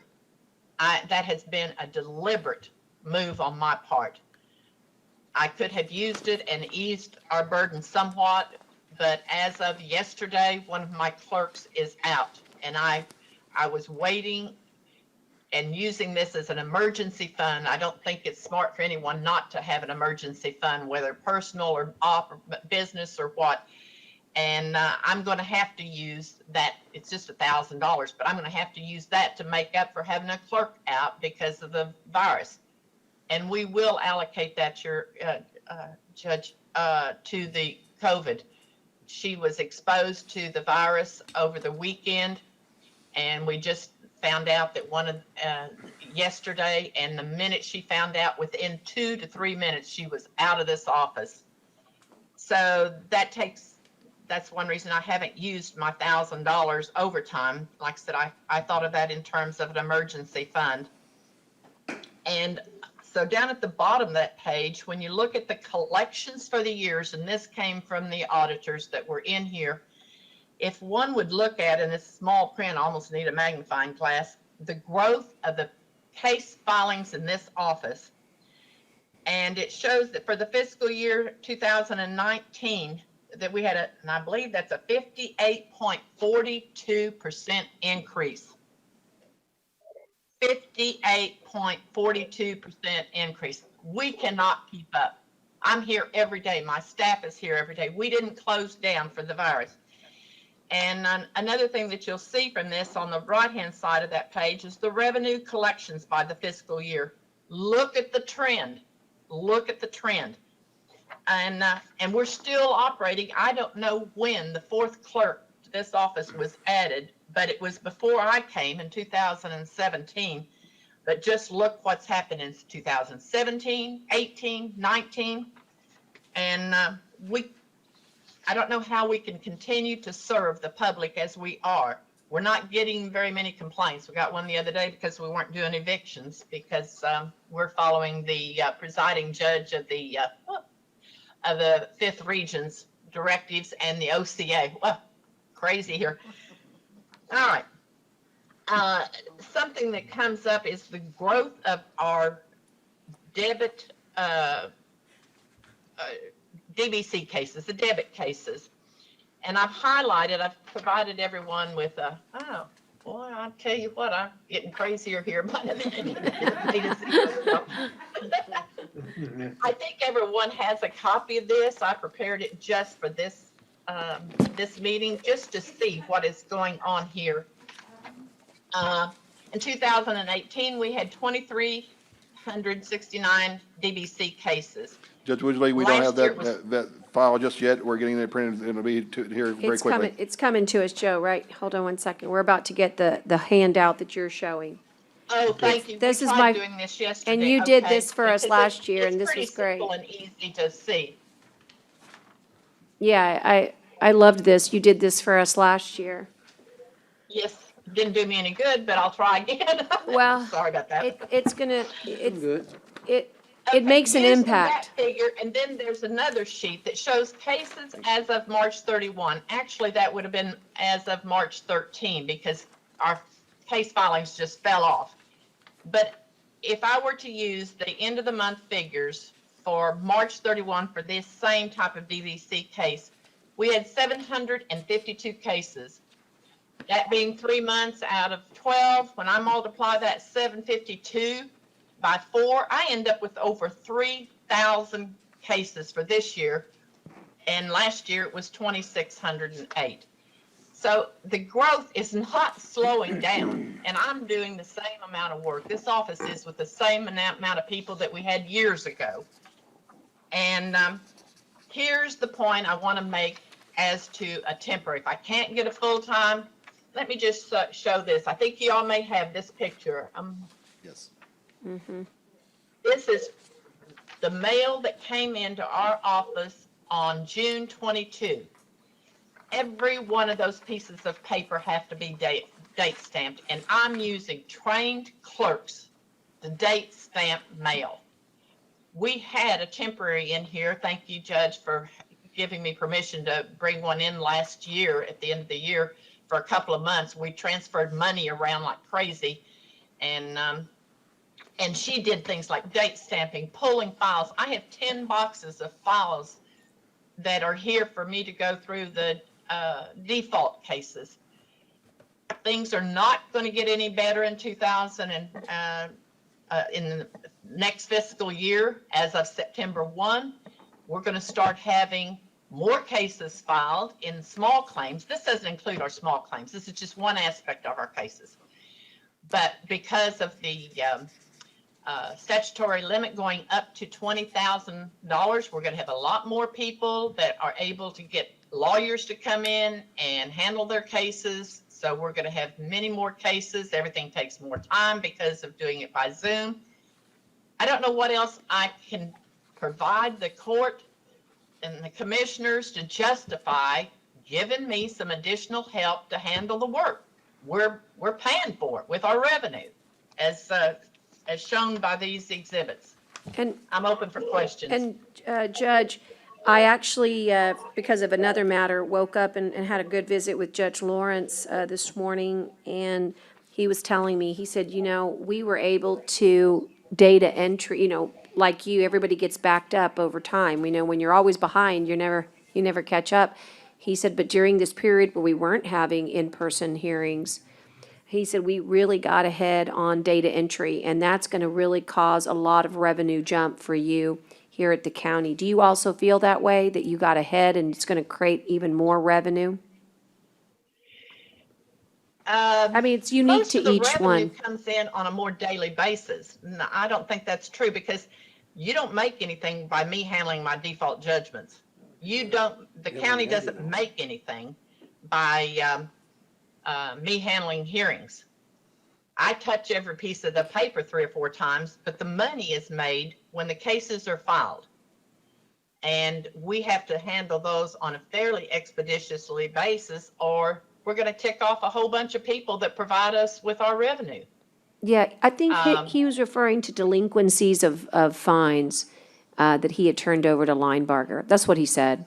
Anyway, he's going to send me a report. I was just wondering if that was unique for his office, or maybe that was applicable to others. Well, let me address Linebarger. When I came in, cases had not been ever. We were not on Linebarger, and I made that a goal, and we were very fortunate when we were able to hire a clerk who had done that previously, and she came in, and we have now put everything on Linebarger up to the first half of 2019. The report is nearly ready to go to Linebarger. We've had to go back and check every case, make sure they're on Omni. There's a number of procedural things to do. And thank God we've had Judy here. She's worked diligently on that. She does our initial input of the debit claim cases, and she's handling all the Linebargers. So we've used this 2.5 months. Yes, it's been great not having people coming into the office, and I'm sorry that it was as a result of the virus. Right. But it's been helpful to us. But yeah, but you have a lot of need. I just can't emphasize how much paper we have coming to our office. Other judges come in and said, "Oh my God, when we're getting before March, we were on some days we're getting 2 of the post office box, those plastic those boxes that they bring mail in. We were getting 2 of those a day some days. Nobody else has even heard of that sort of thing." Yes, well, you've shown the growth adequately, and I do support at minimum the temporary addition to your staff. I'd like to give you the full one, because I think sometimes you're just Band-Aiding things, but let's see how it shakes out at the end. But I just want you to know that the growth is there. JP 1 also has that tremendous growth, and but no doubt I'm very supportive of this particular. I feel like you held out when you really had a great case last year, and we just couldn't get it done. So this year, as they say, it's your turn. I believe you've made a very strong case. That's my personal opinion. Of course, we have to work with the entire budget, but at this moment, at this point in time, I believe a temporary is warranted for the amount, but I hope that we can do more. But I will tell you, at minimum, that's where I am at this moment. Thank you. I appreciate that. I did not want to weaken my case for a full-time clerk by asking for. And you won't. In the alternative, give me a temporary, but I recognize everyone has budget restraints and this is not going to be the best year for anybody as far as revenue.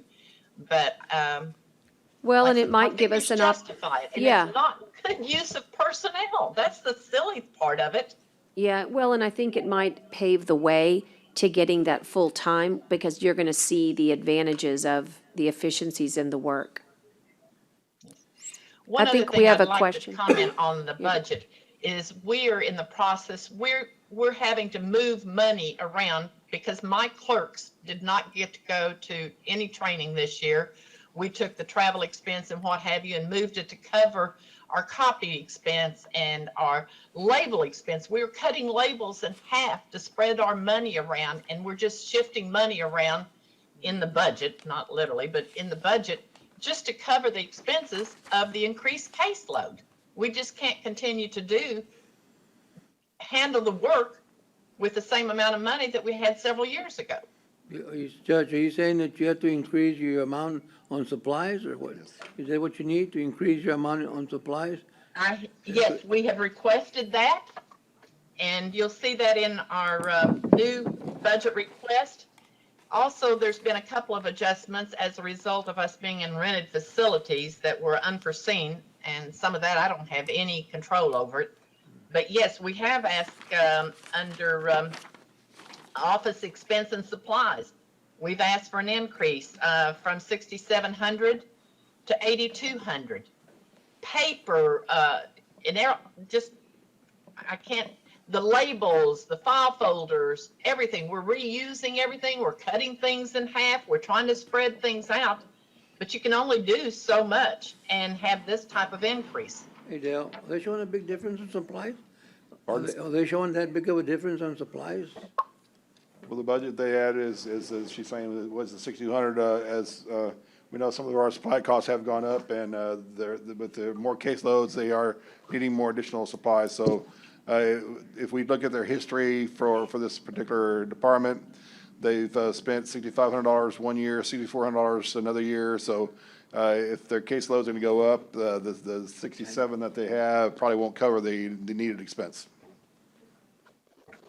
And right now, they're currently about $6,400. So using the travel amount would be okay, I guess, to transfer it over? Yes. Judge, I have a question. What? Yes, sir. Maybe it was already answered, either judge, anyone. Sorry. The DBC, what does that stand for? Where did you see it? Judge Woosley? Judge Woolsey? I guess There we go. I can't hear. The DBC cases, what does that DBC stand for? Debt claim cases. That's Oh, okay. a particular type. Basically, you can think of them as credit card cases. It's where people have not paid a credit card bill, or some of it is cons, furniture, where they've contracted for a payment and they have not fulfilled their obligations. And the holder of that credit card, most of the time, they don't handle the cases themselves, but rather sell it to a collection agency, and then they file a debt claim case. So we get the petition in, and we get $46, which is allocated among various people for that file, opening that file, handling the citation, getting it ready to send to the constable for service, getting the service back or getting a request for alternative service, and then sending that out, handling that, getting the case filed and served. So, And then after a period of time, they'll file the justification, the backup information that one would need to issue a default judgment in the event the defendant hasn't filed an answer. If they filed any type of answer, we have to set it for hearing and go from there. but it's basically a credit card debt. So are these cases, are they required to go to your court, or can they be sent or filed at another court? They can file into in the precinct where the defendant is the preferred filing place under the law. So because your precinct and mine, we share a lot of the same common area, you cover a big commercial section of this community. I mean, there's a lot of commercial property where I would imagine if there's credit card issues, that's going to come up to your court more than maybe others in rural areas? Well, it's not the commercial operations. These are national credit card, Capital One, Okay. Symphony. So it's not anything done at a particular store, it's if you're not filing, No. if you're not paying? Cons is probably the only specific place that I can got you. think of Okay. that is located here. Let me just So- put it, But and Judge, I think let me put it just so it can be clarified. These are cases that were sold to collectors from the credit Yes, sir. card companies. Oh, gotcha. They couldn't collect it, so Okay. they sell it to collectors that can collect it, and they make the money, and that's why they have a leeway to go down on what they owe.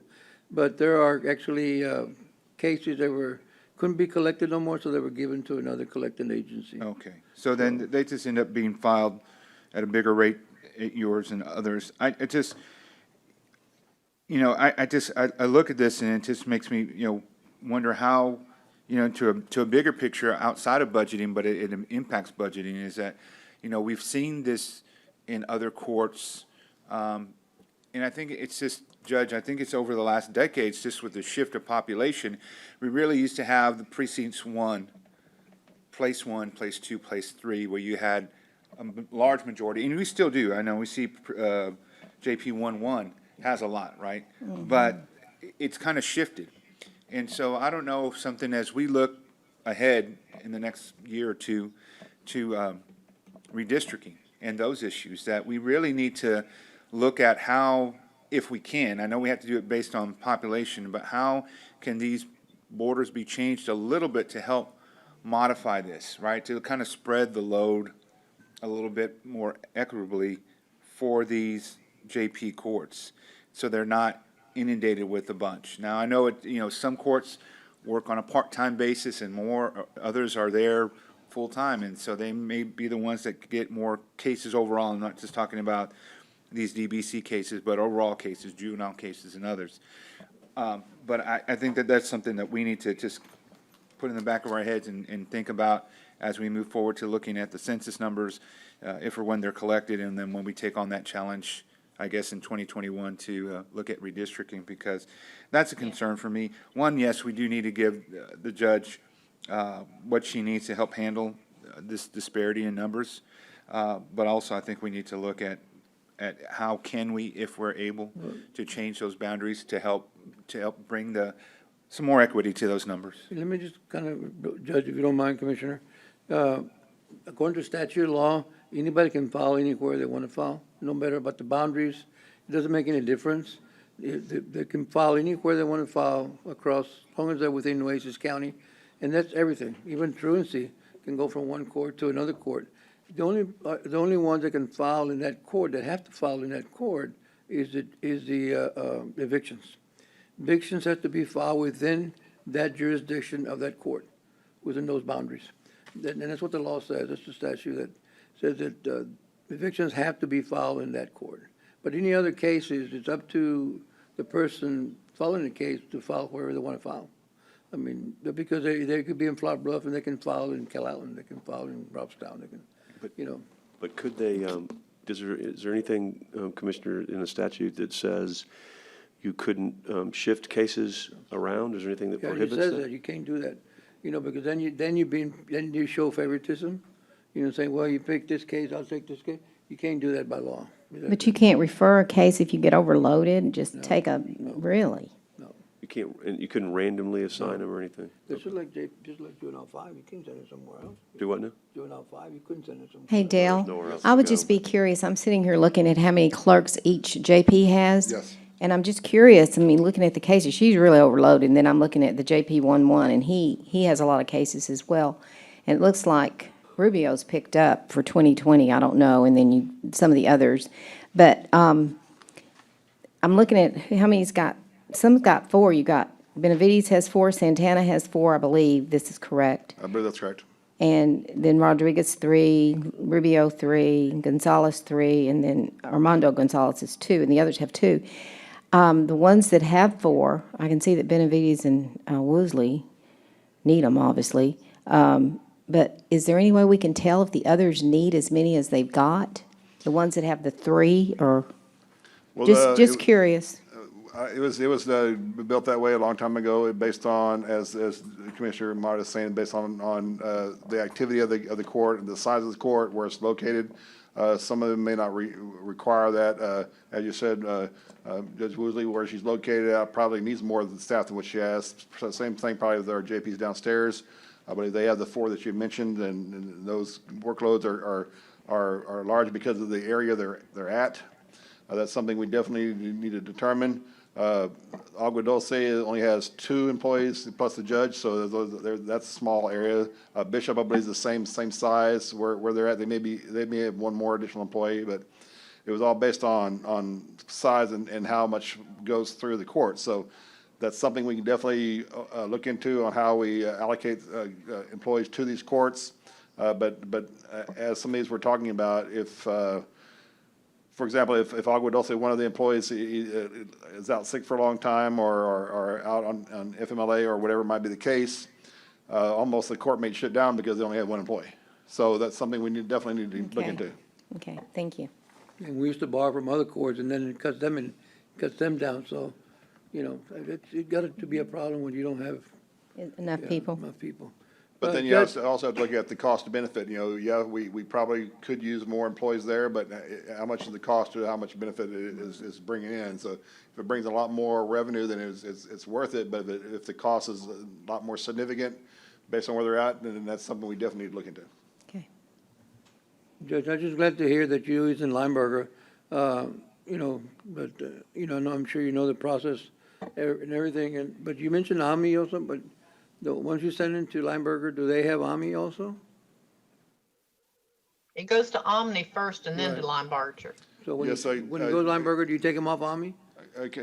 Commissioner Gonzalez, before we had Linebarger, we had Omnibase, which was where we first started with. They still do that process first before sending it to Linebarger. But the process still is there. It goes to Omni first, then goes to Linebarger after all the effort has been done. But when you go to Lineberger, we take them off Omni? Yes. We do? Okay, I gotta make sure of that, because if not, yes, they'll be We hitting them. ought to look at the success rate of Lineberger versus Omni and, try to get it to the most effective entity the quickest. And of course, if you really want to collect, all you have to do is tie it to motor vehicle registration and put kiosks down there, and they'll be ATM like crazy. I mean, we need to do that. I mean, that's the only way we're gonna actually That was see that. my last question, Huh? why do we have to have, do we have to do Omni? give us the permission now. That's the process we had a while back before we initiated Lineberger. That has to go through the JPs and how they function their offices through the presiding judge and of course the rest of the judges. That's how they decided to do the process. It's up to them, and now y'all see the operation working. That's something you have to come to the meeting for the JP meeting, Judge. Well, hopefully maybe y'all can say, well, we're not gonna have, if we just send it straight to Lineberger, you bypass, 6 months, you gotta wait, 3 months for Omni, then by the time you get it back, and, it's another, by the time Lineberger gets it, it's another. Far. Yeah. Yeah, and the studies show that the longer you go out in time, in other words, the older the case, the less chance of recovery. Correct. So I think we need to look at that. That's really us, Joe, talking out of turn here, but it's just the idea of getting the collection on our side. But listen, I think, forgive me for rushing you, but we have another constable waiting. I'd just like, if Go I may, ahead. I one will let comment you- with regard to absolutely. that. What we have done to do all that we can to collect it in-house before it's ever sent to Omni, before it's ever sent to Lombard, is we send out a courtesy letter and say, if you don't pay, giving these defendants one more chance, come on, and we call it a courtesy letter. So we put that effort out to collect it after their appearance date and everything else. So unless somebody can come up with something else, we feel like that we're putting out the extra effort required so that we collect all the money in-house. Yeah. Well, listen, thank you. You, as always, you do your homework. You're very compelling. You are super hardworking. Your work ethic is a tribute to the people that elected you. So thank you for everything. And we know that, I know more than anything, tough times call for, people helping. And that's what I think you've asked us to do, is to help you do your job more efficiently for the people of Nueces County. I think it's a fair request, and I know it will be considered by this court. Thank you very much. I Thank you. appreciate the attention of Thank you, everyone Judge. and the input. Thank you Thank so you. much. Okay, Tyner, keeping us timely. We're just a few minutes late, but we have Constable Precinct 1 office. And I saw, yes, we're ready to go. We're just going to change documents here. Hang on one second. Oh, I got mine out. Okay. Anytime. Good morning. Good morning to you. Good morning. Can you hear me? Yes, sir. You're ready? Good morning, Judge, We can County hear you all Commissioner. morning. Yes. I'm still trying to get this organized here on my phone, but I think I got it working now. I come this morning again to request some more manpower, really. But I want to start off with this iLeads. I'm requesting these iLeads. This is basically a Google for law enforcement, in short. And it's an Intergraph law enforcement automated data service. And what that data service does is it connects us with everybody in law enforcement. One of the reasons I really wanted is officer safety. Oftentimes we go to do evictions, we go to do risks, where we have to pick up children, where we have to pick up other people. And this information, we're able to go, I can go in there and I can put my address, for instance, and I can bring up my address and it'll give me any call that has been tied into my home address, whether it's domestic violence, whether it's neighbors, loud music, whatever the case may be. So our evictions or our writ of possessions have picked up a lot. And we do a lot of writ of possessions for removing child from houses to give the CPS and so forth. So with this tool, this allows us to go in there and do a little bit of research when we're attempting service on these papers, especially the protective orders, when we're trying to find the suspect.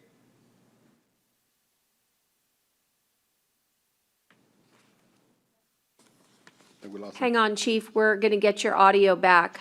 If you can hear us, just hang on. Okay.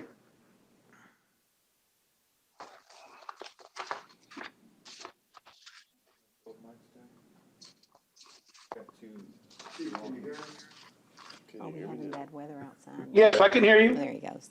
Okay, go ahead. I Hello? think we're good now.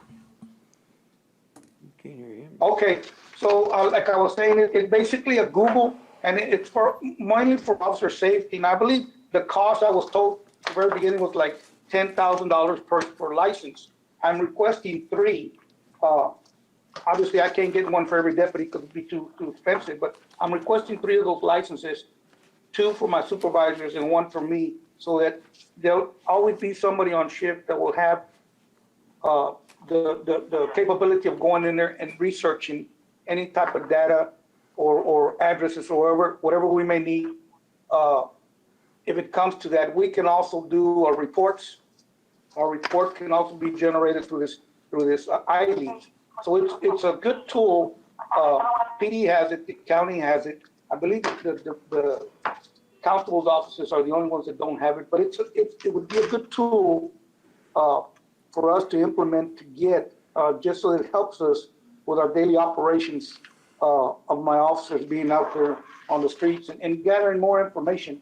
Because anytime we go to a call, whatever it is, we want to have as much information as we can before we get there. We don't like to be surprised. I agree. And it's happened Can I before. ask you about the ideas? And maybe Lance can help me understand this, but sometimes there's a one-time fee and then there's a yearly licensing fee. Does the $30,000 represent the yearly fee? So that's, I know that that's recurring. And also, once we buy it, will all constables' offices be allowed to access the system? Well, I believe it's a yearly license fee that you have to pay. I reached out to the sheriff's department and tried to get some more information, but I wasn't able to get any more information. At first, I was told that it was 10,000 per license. Then I was told again that it probably wasn't that much, but I wasn't able to get an accurate dollar amount. But it is a license, it's a reoccurring fee that we'd have to pay, I believe. I'm not 100% sure, but that's what I'm guesstimating. I was gonna reach out to the people from PD that handle the computer now, the computer support, and they might be able to give me some figures as to what it really costs, because I really don't even know what it really costs, to be honest with you. Okay. I threw the 10,000 out there because that's what I was told it cost. Right, let us, Wow. I'll help you do some of the research as well on it. I'm gonna just mark it down in my notes. Is that something that's on, that you would like? And I'm just very supportive of using that type of technology to help. I actually, Mitchell Clark gave us some interesting statistics not too long ago that most of the officers that encounter violence are constables because they wind up getting in the middle of situations that are unexpected. You know, when you know what you're getting into, you can sometimes protect or at least defend. But if you're in a process serving situation or in an eviction service situation because of processing, you don't often know where your trouble spots are. So anyway, I just thought that was an interesting statistic that Constable Clark brought up. But let me do some more digging on iLeads. I'm just gonna leave it a question mark right now for the actual amount, and then I will update your budget with your permission once I share the information with you as to what it actually costs and whether or not it's a recurring cost. Hey, Chief. Sure. And I would encourage for you maybe to look at it for all the constables across the board, because, you know, we do a lot of civil process. We do more civil process than we answer calls, but we also answer calls. Now, the other outlying precincts, they do more calls than they do civil process because of the geographic area that they're at. But it's beneficial for an officer out there at 2 o'clock in the morning and going to a house out there in the county road where he can bring that up and say, okay, has there any been disturbances out there? Who am I dealing with? Do we have any mental patients that live there? Hey, Chief. Et cetera, et cetera, et cetera. Chief. And it helps. Chief, can you hear me? Yes, sir. Can you hear me? Yes, sir, I can hear you. Okay, Mr. I want to make sure I got this. This license is issued to the individual officer, right? That, you got one officer per shift? Yes, sir. Basically issued to the computer that the officer uses in a unit. But he's got it in his vehicle. It ties into the officer, Right. yes, sir. Okay, so that officer that's on duty would be able to respond to the officer asking the questions of, can you run a check? Is this for NCIC, TCIC? It's like an NTCC, TCIC, NCIC, okay?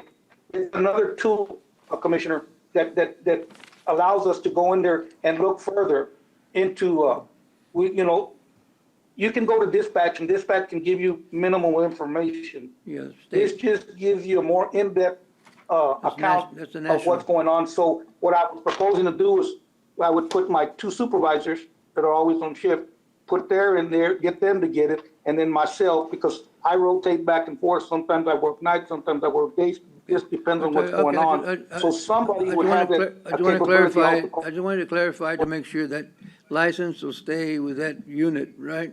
With an officer in that unit. That doesn't go Yes, sir. inside the building, it goes in the unit of the car, right? No, sir, it stays with that officer in that computer, yes, sir. Okay. So, no. Can you tell me how many deputies do you have right now? Right now, I have a total of 8 deputies. So how many are per shift? I have 3 deputies and 1 supervisor per shift. Okay.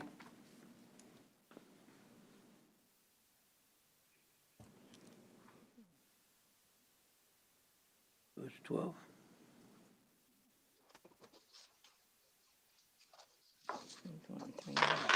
And just tell me, Dale, about the vehicle rent. Why do we have dollars there in that little space? We are requesting, and we will be replacing one of the patrol vehicles for the Constable Precinct 1. It's going to be a SUV. We should be getting that very soon. It'll be at a cost of $9,525 per year. Oh, for I one. see. So that just, it's going to apply to every department? Yes. Okay, that's If we're, fine. if we're acquiring a vehicle, that's what it'd be. That's So where it's going to show up? yes. Okay, so it's not Chief's doing, that's our doing? That's our doing. And Okay, that'll be that's the one fine. SUV that we're working Okay. now.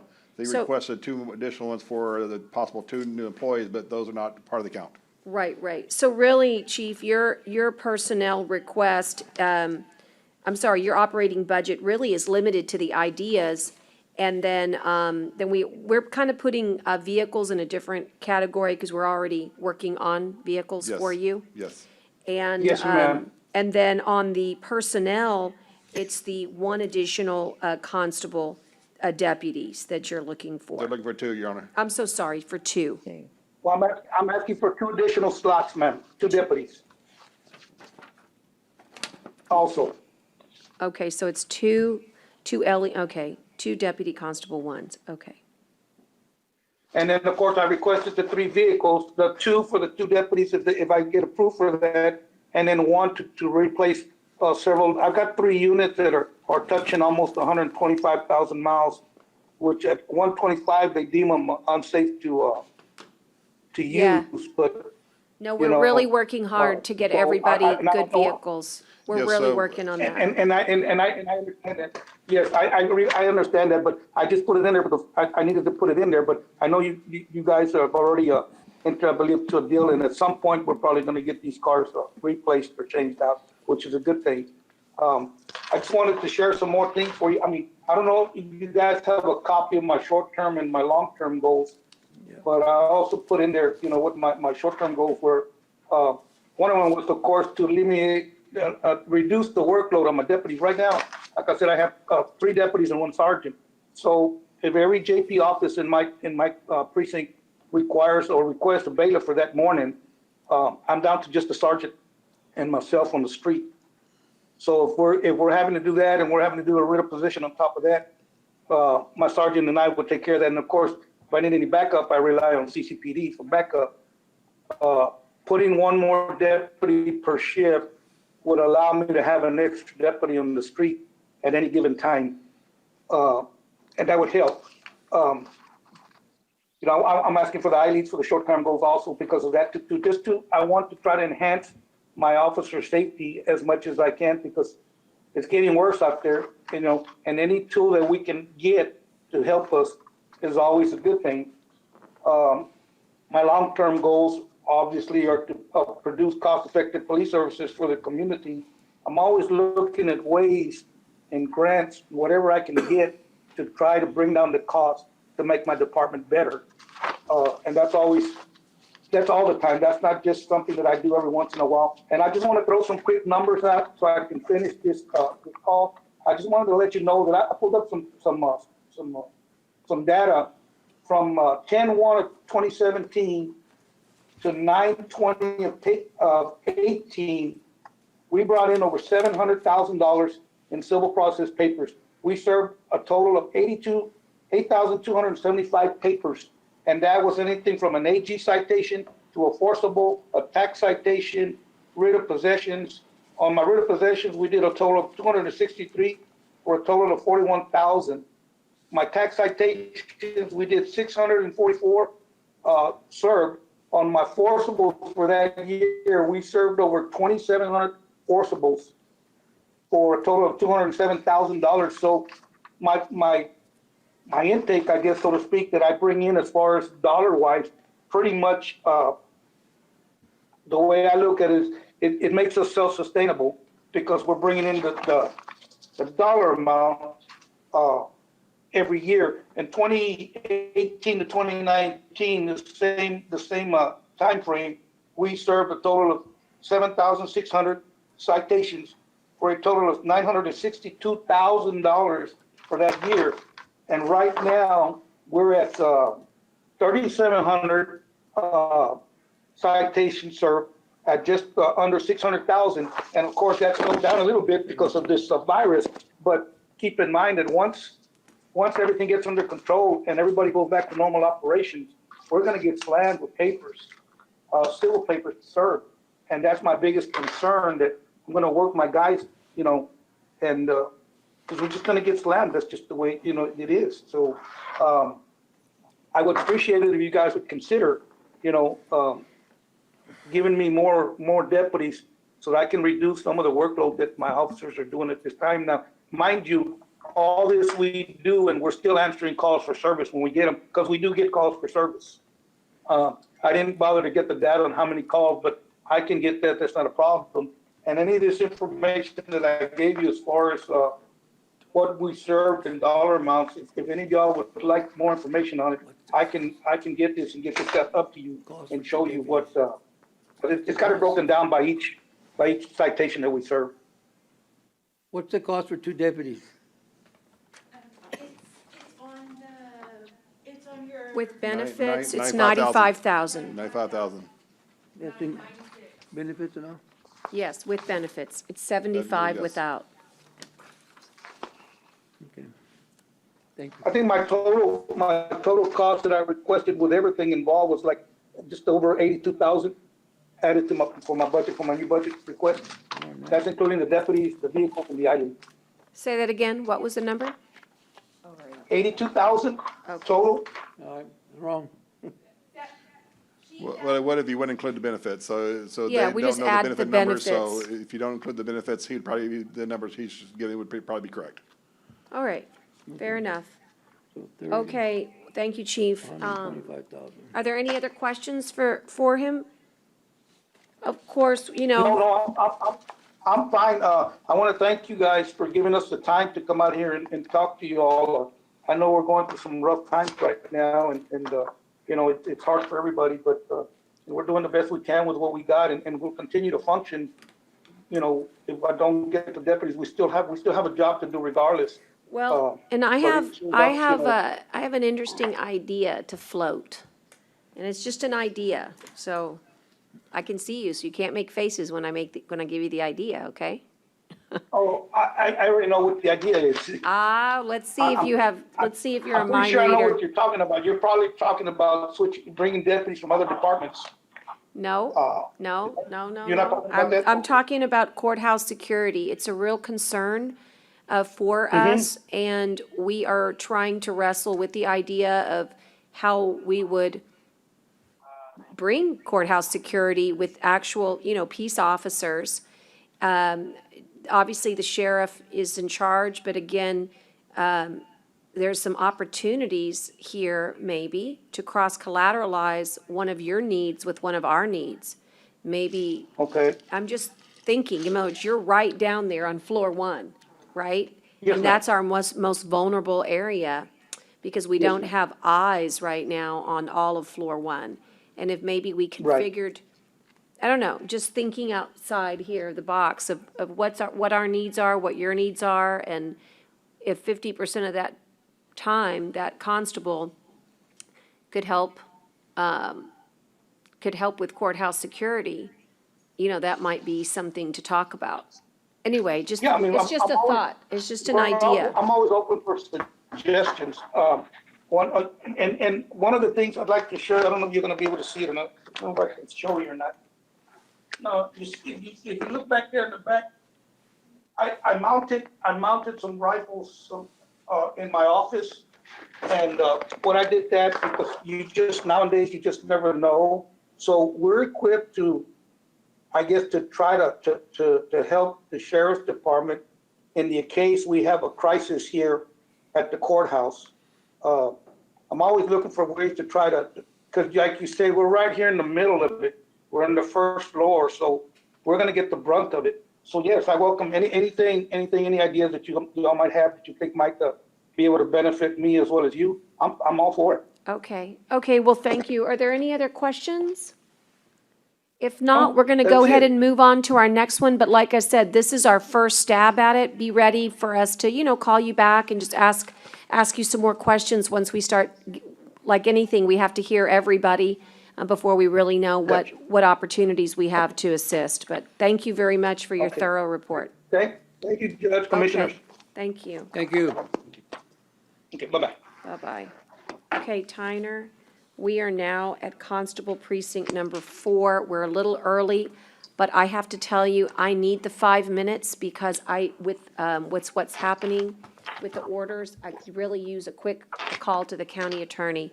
Can we come back on at 10:45? That's when they're scheduled. Tell Mitchell that. Hey, we're gonna- Judge, Yeah, who's there? this is Melissa. Hey, I was Melissa. told that I was moved to 10:45. Oh, well, I don't So if know. that's me, You you could can take be. some time. I'll wait for you.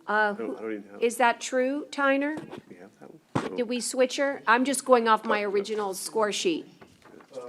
Precinct 4 is first. Yeah, we might have, okay, hold on, Melissa. It's Bobby, not Mitchell. Because then I can hold off for however long you need, Judge. Yeah. And He's on, Tyner, he's on, but he's muted.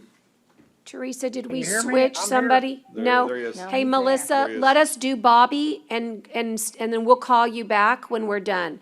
Expect it to Okay, be that's fine. at, That works. Okay, thank you, Melissa. Thanks. Appreciate it. There's Bobby. Yeah, I'm here, Judge. Can you Hey, hear me? yeah, you're doing great.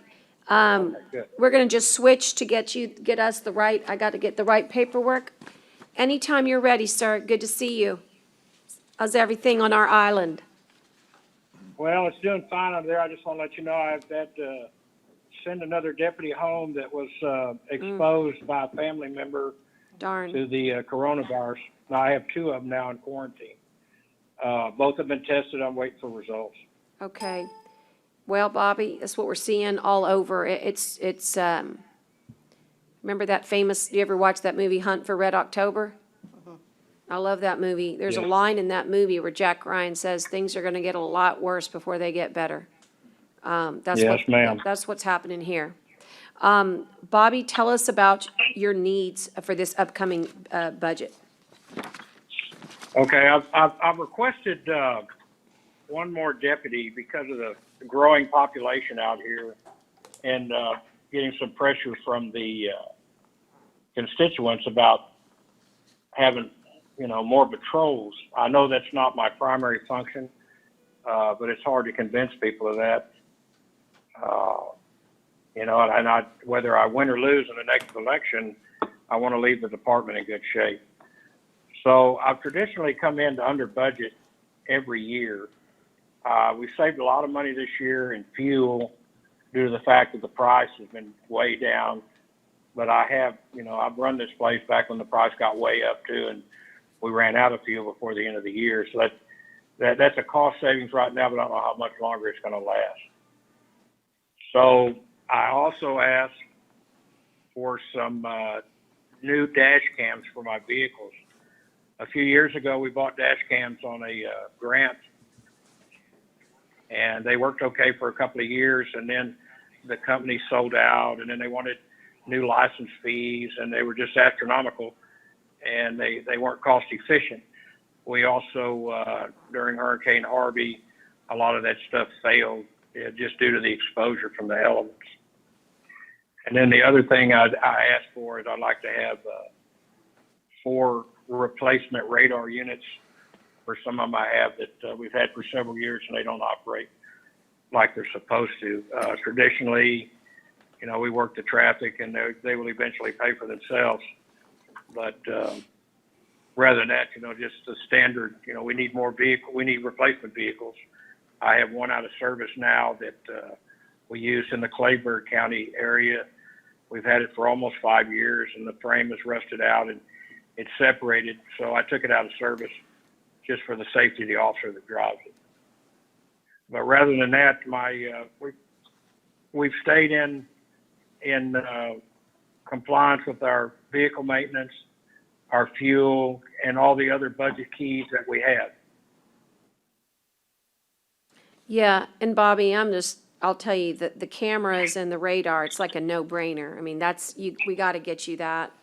And, Your Honor, we should have funds this year that if That's we what I- work with Teresa and what I Michael, we was should be able to thinking. acquire that this year. I'd like to try to get that to you as soon as possible. So we're going to work with Teresa and Dale on Judge, that. Yes, sir? Let me just say, I don't, I'm trying to remember the last time Bobby even asked for anything, because he definitely works well within his budget and doesn't, I think I've helped him on a few capital projects, a truck here and there, stuff like that, but he just doesn't ask for a whole lot. So if he's asking for something in regards to the personnel, then certainly I think we need to look at it. He's not one that comes in here and asks for a whole lot. I don't remember the last time he's asked for anything in regards to personnel or anything like that, for sure.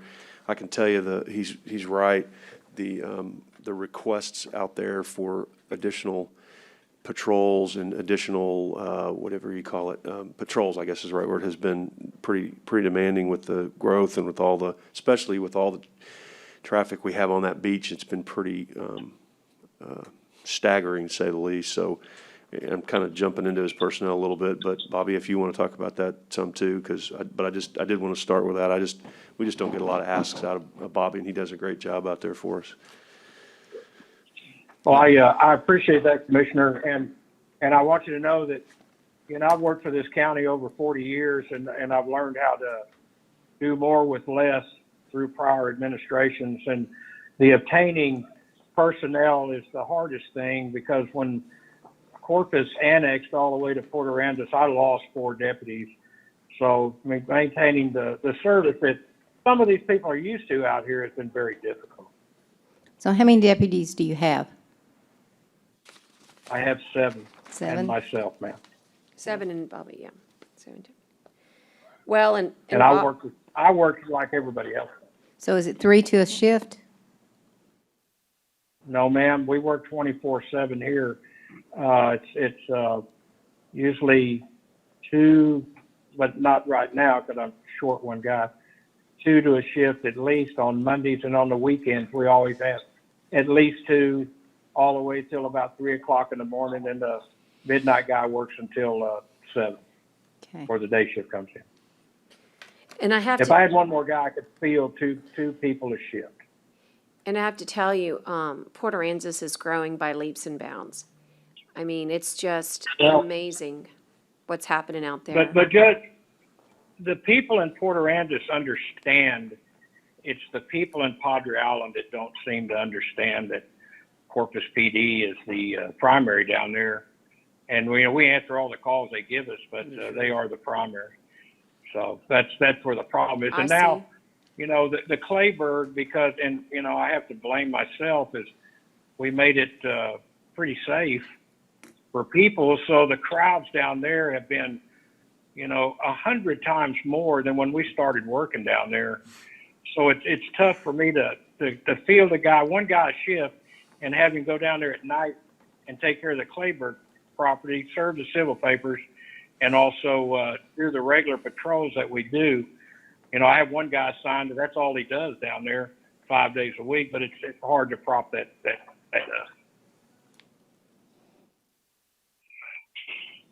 Yeah, how about thinking too about that new, it's going to be awesome, that new hotel and conference center and Phase 2 Cinnamon Shore, and, that's going to bring in a lot of extra people as well. So, yeah, you're right. We have a lot of, it's just things change. So I'm glad that you're anticipating what your needs are, and we're going to do the very best we can. I am happy to tell you that I think we can get your resources regarding your dash cams and radar this year, so it doesn't even have to be a part of next year's budget. And Your Honor, we did recently purchase 8 truck vehicles, and I know that each constable will be receiving 1 law enforcement truck, so they should be getting one very soon. And our lease agreement has got 1 SUV coming very soon. They should have a replacement of 2 vehicles. So your capital outlay is going to be met, okay? So you're going to get your 2 vehicles and all of the resources you need. So that's exciting that your capital outlay will go down to 0. So you're really just down to your deputy constable that you're looking for. Okay. So, okay, Well, questions? I appreciate that, and I appreciate the fact that I can get it now. If you'll just have Romeo or somebody send me the paperwork that I need to get this done. Yeah, we're making notes. We'll make sure that we get that. Dale, if you don't mind, just make a little note that. Yeah, Romeo and Michael's working on the acquisition of the vehicle we have, and they're Actually, working Brent, with will you put- Enterprise. They would you should do be that for contacting us? you shortly. Second, I couldn't hear. Yeah, I'm sorry, would you just Thank be you, in Dale. charge of that? Would you make sure, get Romeo to get Yep. him the dash cameras and the Yep, radar? absolutely. As a part of today's discussion? Yes, ma'am. Okay, Constable, if you go in and submit the request into Michael and his staff, he'll process the stuff for your dash cams and the other radar units you need. Send Michael the request, and we'll get it processed through my staff and through Tyner's staff to get everything approved. And Bobby, if you have any problems, if you'll let me know, I'll let you make the request, and then as as you've always done, if you've got any problems or you're not getting through, just call me and I'll help with that for sure. And we will go ahead and. Well, I'm sure that, Commissioner, thank you. We'll send an email Thank to you. Michael as well to make sure that they're well aware of what's going on. Thank you very much. Well, that's about all I have. I mean, I've okay, been through plenty of super, these, you're, and so, that makes I'm it, not gonna hold you all up any longer. okay, Bobby, take care of yourself, very much, and you do have, this next few weeks is critical, so you've got that PPE, and I say, use it, cause we don't want you going Yeah. down. Okay, let us know if anything you else very comes up. Thank you, sir. Bye-bye. All right, Okay, goodbye. Tyner, we're gonna end with Melissa, but give her heads up that, she was gonna come in at 11:15.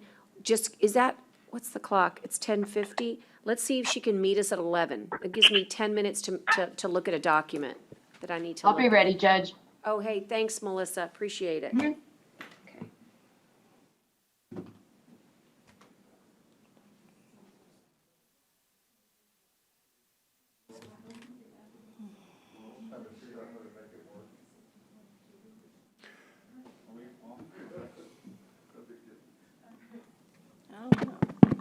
Hey, just so you know, I'm just, Parsons reached out and said, hey, why aren't we involved in the beach discussions? I said, there are no beach discussions. We're just going to the GLO. I'm trying to get it put Happened together. yesterday.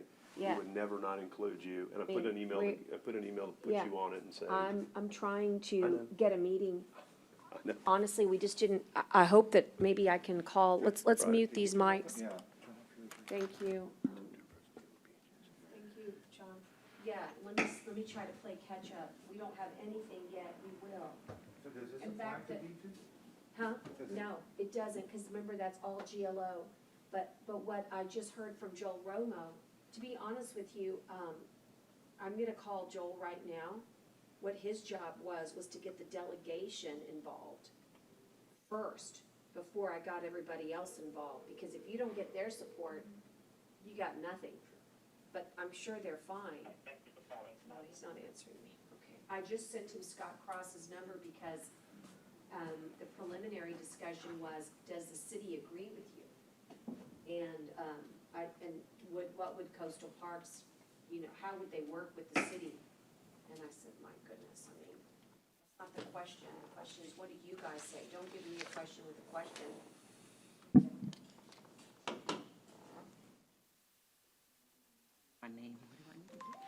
The constable is asking for some dash cams and some radar for next year. We probably have the funds this year. So work with Michael to get everything processed and see what they need to get everything ordered this year. It's only like $10,000. It's not a big deal. We should have the funds. You know what it is? Oh, that's fine. Don't worry about it. The contingency has the stuff for the computer warranty, but we're not gonna spend near that much, so we should have the money.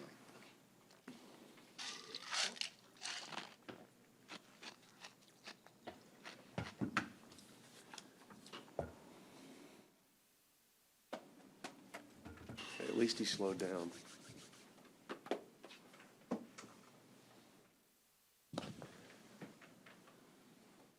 Okay, so we're on time, which is great.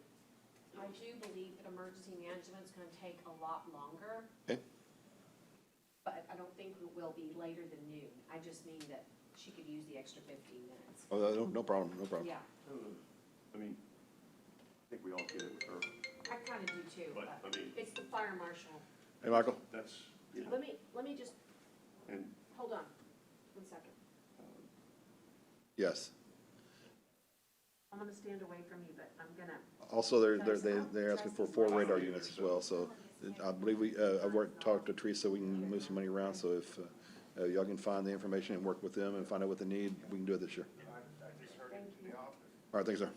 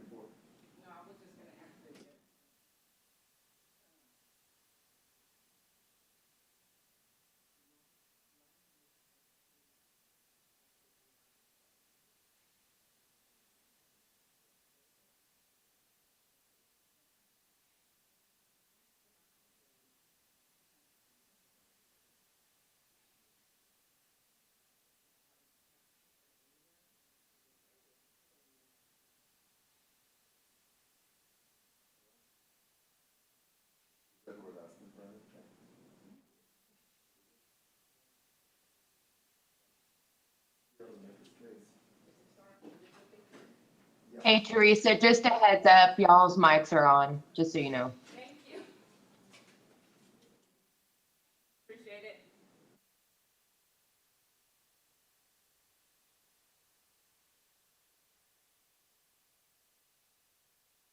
I can hear you.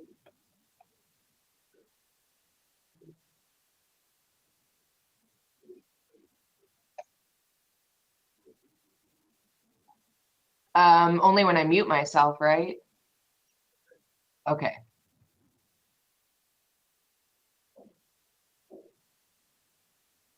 Did you need anything from me while we're waiting? Otherwise, I'll mute my line. Yes.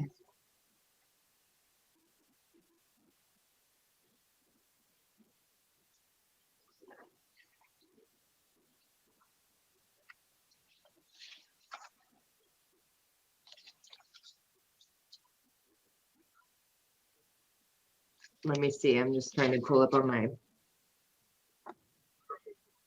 Yes. So you're saying 5 was for Halo Flight?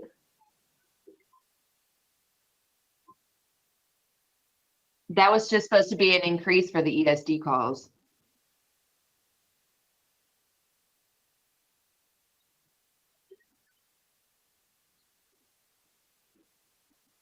Yeah, that would have been on 5105. The 5 was for Halo and the other 5 was for ESD calls, fire calls, or EMS calls, I mean.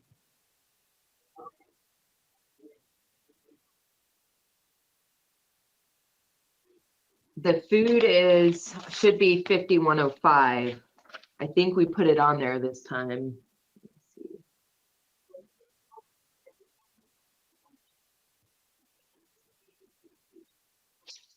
Yeah, for calls, for the EMS calls, because we pay, yeah, because we pay for those EMS calls.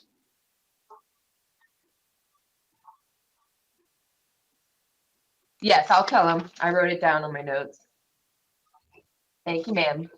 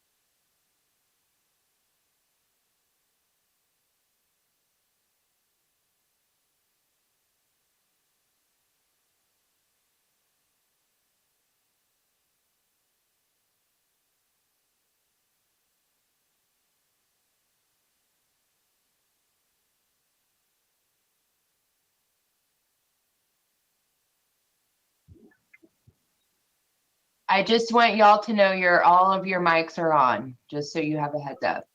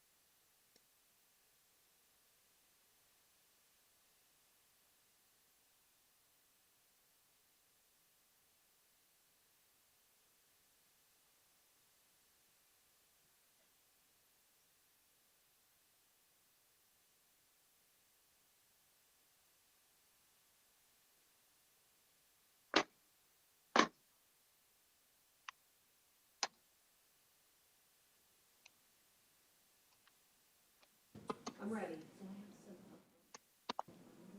You want to give them, I'm going to give it to you? It's not good at this, so you want to make sure. Here, I'm going to bring it to you. I'd rather have it all current for the weekend. And then some of this specific. Yeah, it's not anything. What? Yeah, he's got Yeah, I guess hey, but I think we can do our own right here, can't we? I think so. So, Judge, can you see our votes? Because it says vote yes, vote no. Isn't that cute? Yeah, can you see it though? Yeah. That we voted? Can you see what? Oh, I don't know. Wonder what the purpose of that This is. is the first time I've seen it. Me too, I saw it yesterday No, when we see, were. I saw it yesterday too. I saw John messing with something, I thought, well, that's new. It's very nice. Mm-hmm. That's what the city does. They have a panel. They do, but I wished you had a deal where we beep in and our button goes off and you say, okay, Commissioner Vaughn's Sometimes I'm next. looking right here. Yeah. I wish they had that for you. It'd be easier than us interrupting each other. Yeah, let's call John and let him know, Tyner, that one thing we need is a little PA from over there to over here. Mm-hmm. Let's let him know we're gonna start. Here he is. Okay, he heard. We've been waiting on So you. tell Melissa that we are ready.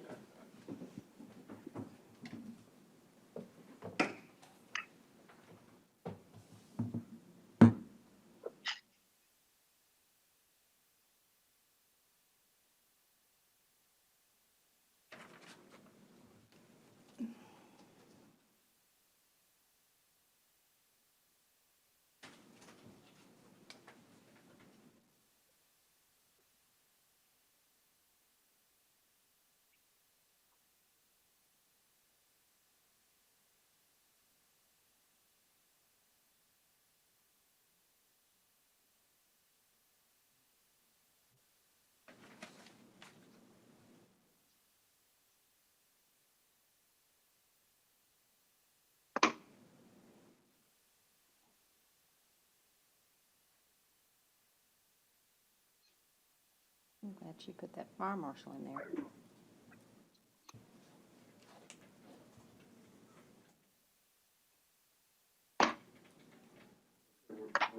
Okay, we are ready. Okay, Melissa, as they say, take it away. Muted, but go ahead. Thanks. As soon as she comes.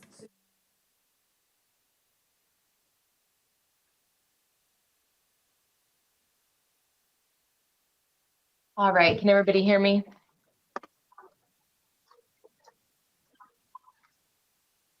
me see if I can get my.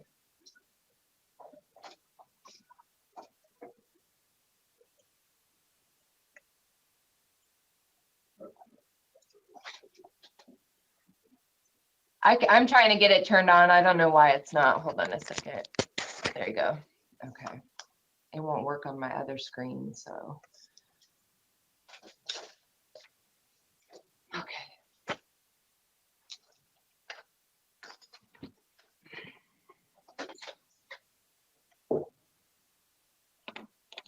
All right, folks, I'm ready when y'all are.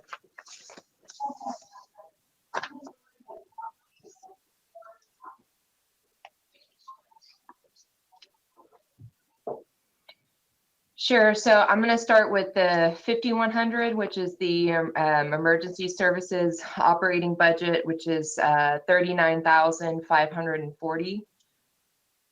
So the increase or the adjustments is by 10,000, which half of that, which is 5,000, is for an increase in Halo flights, and the other is 5,000 for an increase in the EMS calls.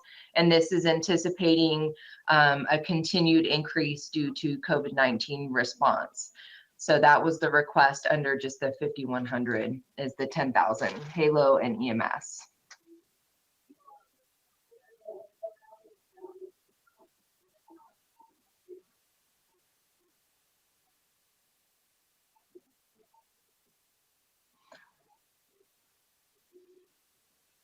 I know it's being documented. I would imagine that some of that could probably fall under emergency protective, gosh, what do they call it? Emergency protective services, which is category B. I think I'm saying it wrong. I cannot think right now.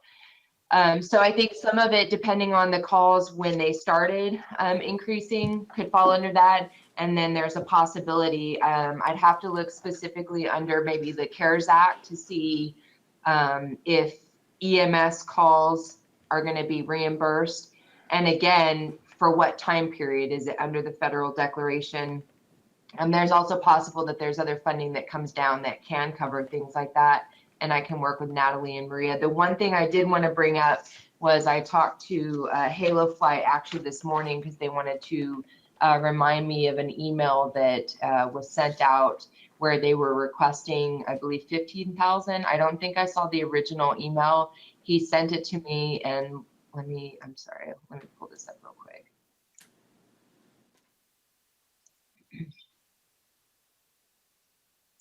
Okay.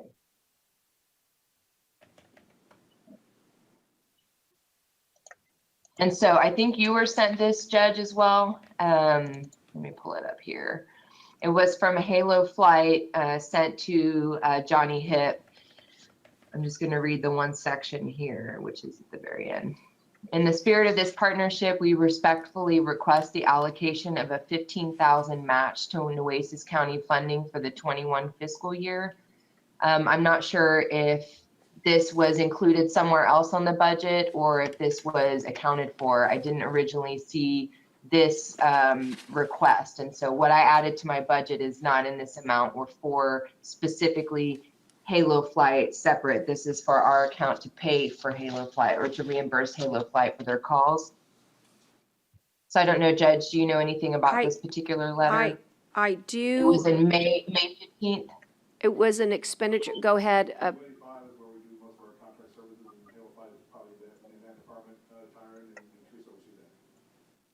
Yeah, I think the idea is that the hospital district would be a good funding source for this type of, increased contribution. And, I think that's kind of where the genesis of that letter came. And then, of course, Jane came to court.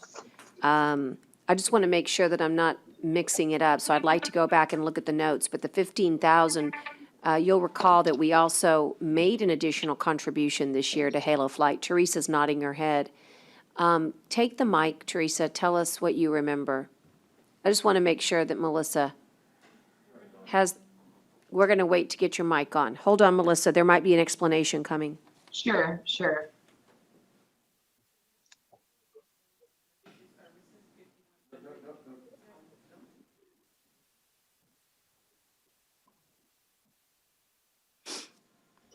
Okay, the original budget for 10K is in emergency services. Last year, the judge added an additional 5K from her special revenue funds. So this year, we are requesting to reallocate the additional 5K in the emergency services department. So the total allocation will be the 15,000. Okay, I just wanted to make sure this request had been included somewhere in the budget. Yes. So again, on mine, the 10,005 is Halo, and then the other 5 goes for our EMS calls. And those are the only things that fall under this 5,100 that we draw from. Okay. So unless you have any questions, I can move on to 5,105.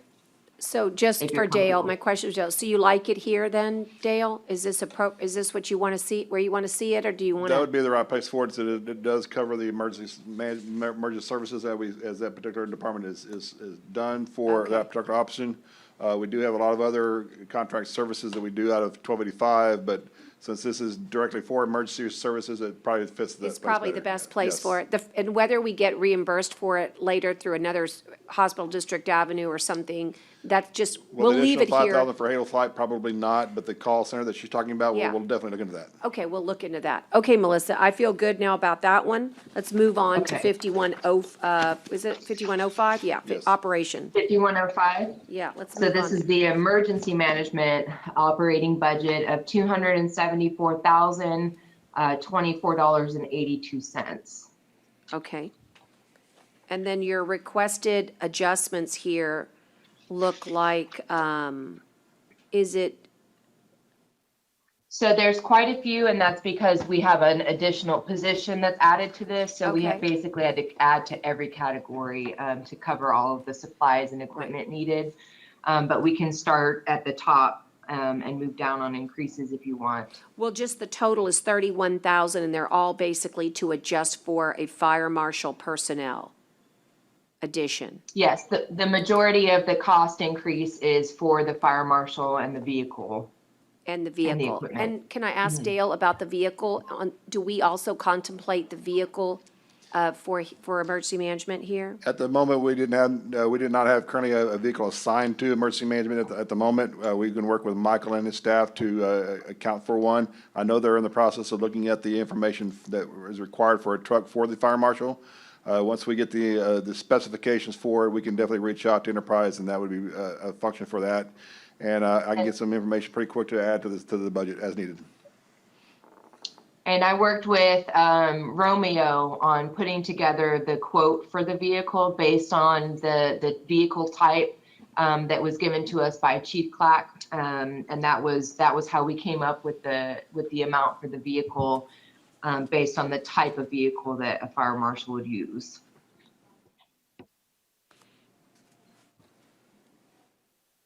So that total increase of the 31 is everything from the telephone, the iPad, and some of the other equipment. Some of the special equipment that the fire marshal would need is a little bit more expensive, and that's from fire equipment to meters. There's different type of very specialized equipment when they do fire investigations that this fire marshal would need, and that's all been included here into the budget. I'm sure there's some missing. This was the best budget that we could come up with between purchasing, the auditor's office, myself, the assistance of other fire marshal offices, and then of course Chief Clack with the Annabelle Fire Department to build this. But until we actually have someone, I think we'll have a better idea of more needs that we have that wasn't captured on this original budget. Your Honor, there is one item on this that probably needs to be moved to a different department. In the middle of that, you'll see maintenance repair of buildings on the ground, pardon me, about possible knocking out of the wall of the ELC, moving electrical, flooring, and fixing at $15,000. That should be an expense out of Department 1570, which is building superintendent, under building repairs and maintenance, which we normally budget about a $1.9 to $2 million budget. So that should be a part of that. So we probably Okay, need to good. work with Juan and his staff to make sure that's funded there. And we may be able to do it this year if that's something you still want to do. Yeah, and what happens is that now that we have COVID, we can't really work efficiently in our own EOC and social distance. It's just impossible the way it's constructed right now. And it's just, again, the nature of the beast, but we're all working very differently than we worked before. So we'll put that 15,000, Melissa, in a different budget. But I do want to visit with Juan first because it'll be in addition to building repairs. But if you'll note that it's number 1570, that's where we'll track whether that becomes a successful appropriation. 1570, Department 1570, yes. Yeah, 1570. And because the acquisition of the new chillers, we probably have room and repairs to be able to cover this. Okay, so we'll follow up with you later on that, Ernest and I and Teresa, but 1570 that's a good catch, Dale. So your operating budget proposal is going to pretty much be cut in half because of that. So now it's 16,889. Yes. Okay, so the new number is 16,889 for emergency management on operations. And again, really, the lion's share is really just to equip another human being to be there. Okay. All right. Let's move on to the next one. If anyone, well, I should stop and ask if anyone has any questions. We've gone through two pieces of the emergency management department, the operations for Halo Flight and EMS calls, and the call center, and then the operating budget. At this point, do you have any questions for Melissa? If not, then we can move on to the next piece, which is capital outlay. That's 5105. This is, again, it's really the vehicle. But go ahead, Melissa. And a computer. So in the capital outlay request, it is predominantly the fire marshal vehicle and some of the equipment, the camper shell, thermal imager, some of the specialized equipment, and then, of course, the furniture or other types of office, I don't want to say supplies, but furniture that would go into either the fire marshal's office or section of our EOC that's going to be the office temporarily. And those are the items that you'll find here. And again, it comes out to the 81,800. And the biggest pieces of that are the fire marshal vehicle equipment. And then down at the bottom, you'll also see the EOC workstations. There's a particular brand that does workstations for Emergency Operations Center where it's a pod of people that work together, but there's dividers in between those tables, which now with coronavirus, we see is very important for us to at least have that extra barrier. So you can have a workstation with 3 or 4 people at a workstation, yet none of them has to be truly worried about that space. There's a barrier between. That's going to help with sound. My overall goal is to create a space, an EOC, that is going to be helpful for COVID-19. This is something that's going to move forward with us, even if it comes to a hard stop and COVID-19 just disappears. COVID is not the only viral threat that's out there. So it's important moving forward for us to have an EOC that can function in any disaster. And as we see a viral type of disaster, it requires something different. And so knocking out that center wall that separates the two sections of my EOC will create a big open space, and then filling it with workstations that are functioning workstations, get rid of a very large conference table that's more cumbersome than it actually provides workspace. And that way we have that social distancing. By social distancing the workspaces, creating workspaces that actually have plastic or some sort of barrier in between the workstations, and actually create a functioning, working emergency operations center. So that was my overall goal for the restructuring, and some of that wall knockout and restructuring has to do with where are we going to put the fire marshal. We have some options in the EOC, but it would require for us to make some changes, like taking out a wall, making the space bigger, and providing a specific space for a fire marshal. And we also talked about the possibility of off-site locations out of this building, out of the courthouse locations, and or additional locations that are here inside of the courthouse that just happen to be outside of the EOC. So there's different options, but the primary cost under that capital outlay is really the fire marshal and some reconfiguration of the EOC. And Melissa, I don't know, but I think he's listening in, perhaps, is procurement. On the workstations, I'm almost worried you may have underestimated it. Did you get some just general ideas? Is that a guesstimate, or would you mind if I kind of vet that number a little more with Michael? That was based on just some of the different websites that I looked Okay. at that had these similar type of workstations. Fair enough. It Okay. started, Judge, with the company that you sent me, and then kind of my search went from there. Similar style of work table, and I just kind of took the higher end of the workstations, like the more expensive of the workstations that I viewed, and I counted each of those, and how many, if we did knock out the wall, Right. how many would we be able to social distance inside of the larger space in the EOC, and that's where that particular number came from. So I used the Got it. higher end Good. of what I was seeing for those type of Good. workstations. I just wanted to make sure that we had actually looked at something. I also believe, Dale, if you're keeping track, let's mark this as a COVID-19 response as well.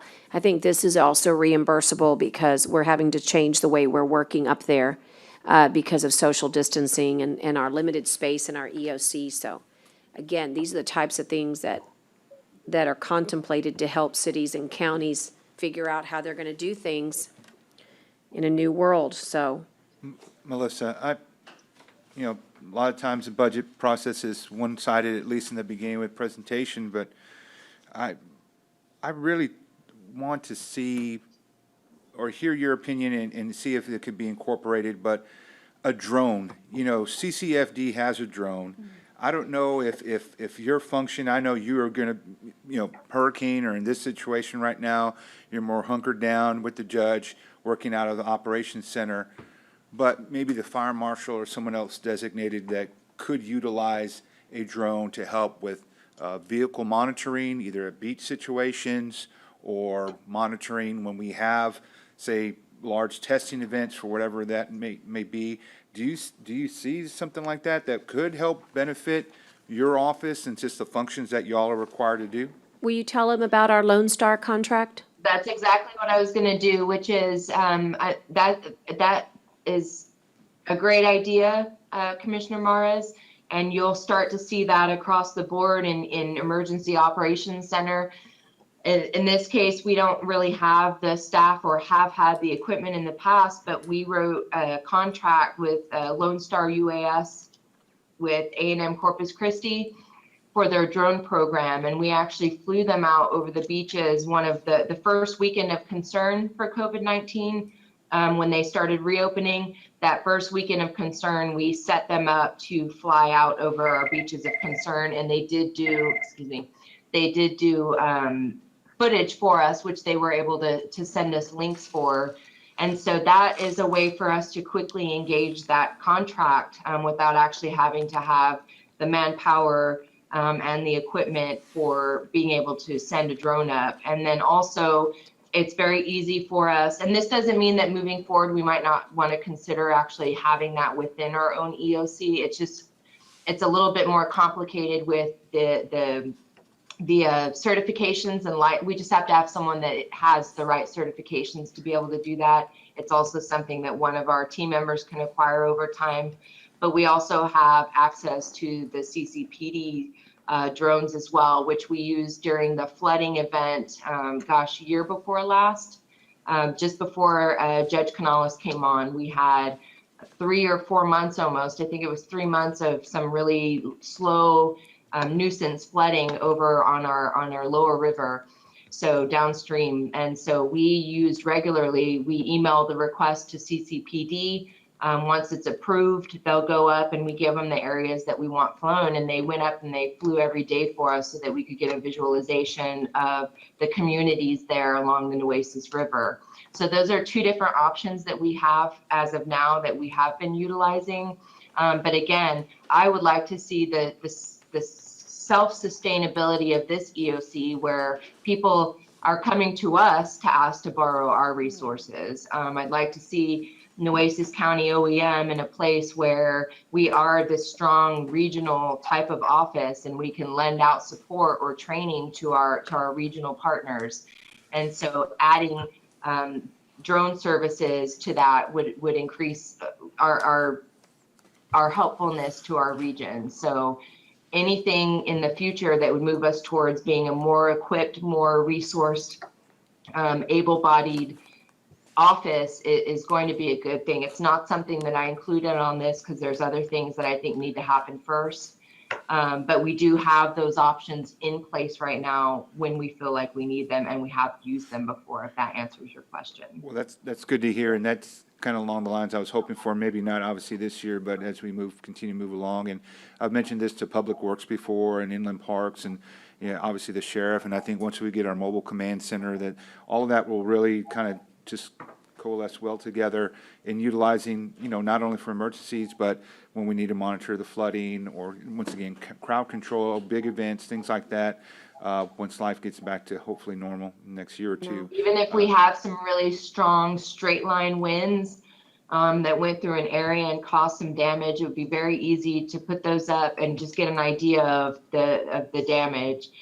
Even after a hurricane, if we had storm surge or just the damage in general, it just gives us a really fast view of what's going on. Same thing if we were having a wildfire, we could send one up to get a better idea of how quickly it was spreading. I think that's great. And it's, you know, Juan with Public Works, he brought in his own drone to monitor, what was it, the 105 ditch, I think, right on the western edge of the county between near Agua Dulce and Agua Dulce and Jim Wells County line. And, you know, he used it on his own. And I thought, well, you know, we may not need to use one department to utilize this kind of technology always, but to have it as a resource for the entire county, that different departments can use it when the need arises for whatever they may need, that it can be used, you know, interagency or interdepartmental as well, as you mentioned, obviously to become a regional resource also. But I want to see that happen. If not now, then that we at least start thinking it in the next year or two. And I'm not talking the little simple one. I'm talking one that's fancy, that has the thermal imagery and everything else, and night vision that could be utilized by the sheriff's office if they're tracking someone or what have you. I know it can be part of used by other Public agencies. Works, the Right, it could sheriff's be used by office, our everyone. ESDs. It would be a great resource. Yeah. Absolutely. Thank you. Yeah, and just know if the issue or the incident ever arises, reach out to Melissa, because we have used our preposition contract with Lone Star multiple times during this COVID response. They do fly the drones for us over the beaches. We use that data to send to the GLO. And so it's a great contract, and because we're kind of the epicenter for the FAA on their unmanned aircraft systems, we've got the best stuff literally that anybody could have in the country right here in our community. So if something comes up in your precinct that you think it's, you know, needing to be assessed from an emergency management, I think, Melissa, you don't have to have a declared disaster for us to trigger it. So go ahead and let us Yeah, know we can about that. trigger We can turn that on. Any time that we want to put the drones up. Yeah. So that's great. I just want to mention too that since you talked about the future is also going to include really sophisticated geographic information system. Juan mentioned he hasn't introduced us to him yet, but that he hired a new GIS person. And with it's unbelievable, but with the technology that's available, you can literally wear Oculus 3D lenses and tie into your GIS system and literally look at Banquete in real time. You can feel like you could be in the middle of a flood inside your virtual 3D glasses. And that's why it's so important for the county to catch up. We've been behind on GIS, and hopefully this guy is gonna really bring us in, but that really all needs to be under emergency management. It's just that we throw everything in Public Works because there's nowhere else to go. But in the future, you're gonna see that there's gonna be a big push for coastal communities to have much stronger resiliency in emergency management. And because money's tight, the only way to really do it is to fuse. So my dream is that the city and the county is in lockstep, and that we're not in two locations, we're in one, and we use all our money together to put that state-of-the-art that you're talking about. That's the future, and that's the right thing to do for the taxpayer. So anyway, Melissa, I think that's a good capital outlay. I just want to check with Dale, so although we didn't know about it, Dale, is there a way that you could configure the vehicle? I know Romeo and Michael's already working with Melissa on the Okay. specifications, and we're talking All right. with Enterprise, so that should be that wouldn't be an issue. It just though right now we don't have anything additional on the budget for that particular rent, so that might increase the budget slightly for that. I wouldn't go more than $9,000 or $10,000. Got it.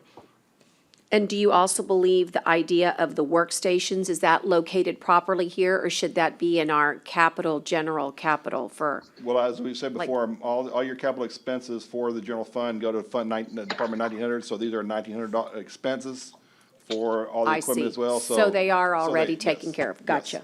Okay, fine. So let's go to the next one, Melissa, which would be 5105. And then I noticed you have a very good synopsis down here below for us to look at. 5105, the personnel. Yeah, so under the personnel request, I won't read it verbatim. I know you have it in front of you. The biggest thing, of course, is the addition of the fire marshal.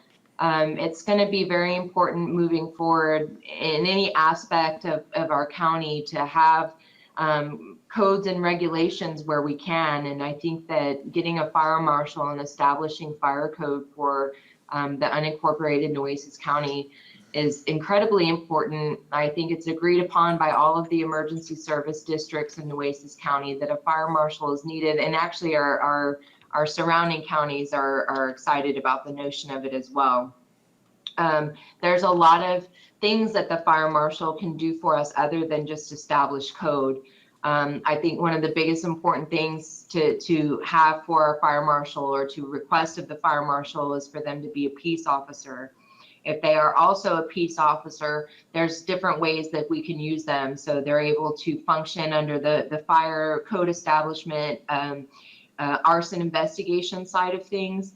But then they can also help us and supplement us in our security law enforcement as well. And so they're kind of an in-between when you start talking about fire investigation and code enforcement. You kind of need, it's kind of a combination of fire and law enforcement. So a peace officer as well would make this person an even better person for the county, where we require and need and have people wearing lots of hats. So we would be able to utilize this person also to support us in our courthouse security endeavors.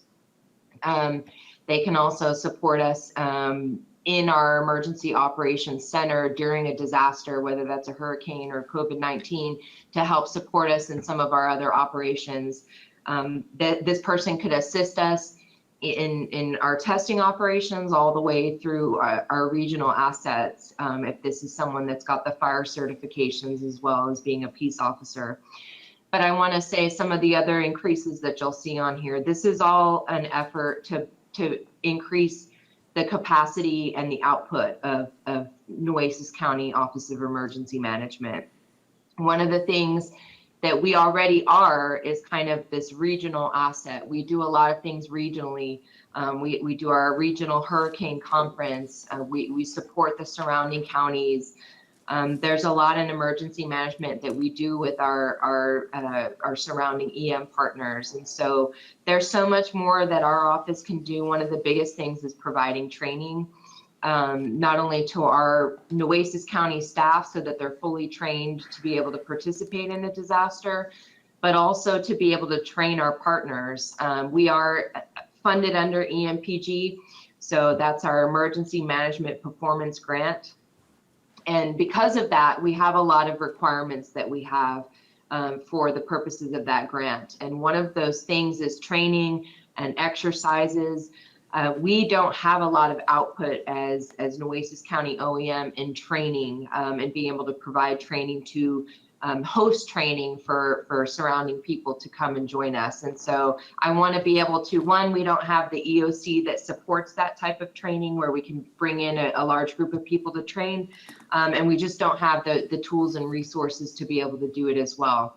So adding the fire marshal can take a huge section of what my office is currently responsible for, that we work very closely with the ESDs because they support us a lot on the fire side of things, take those tasks off of my plate, and then I can go more into kind of a training role, a training and leadership role where I'm able to really hone in on our team, training our team members, our section chief, our ride out team, and then of course, providing those damage assessment courses or being able to teach the ICS courses.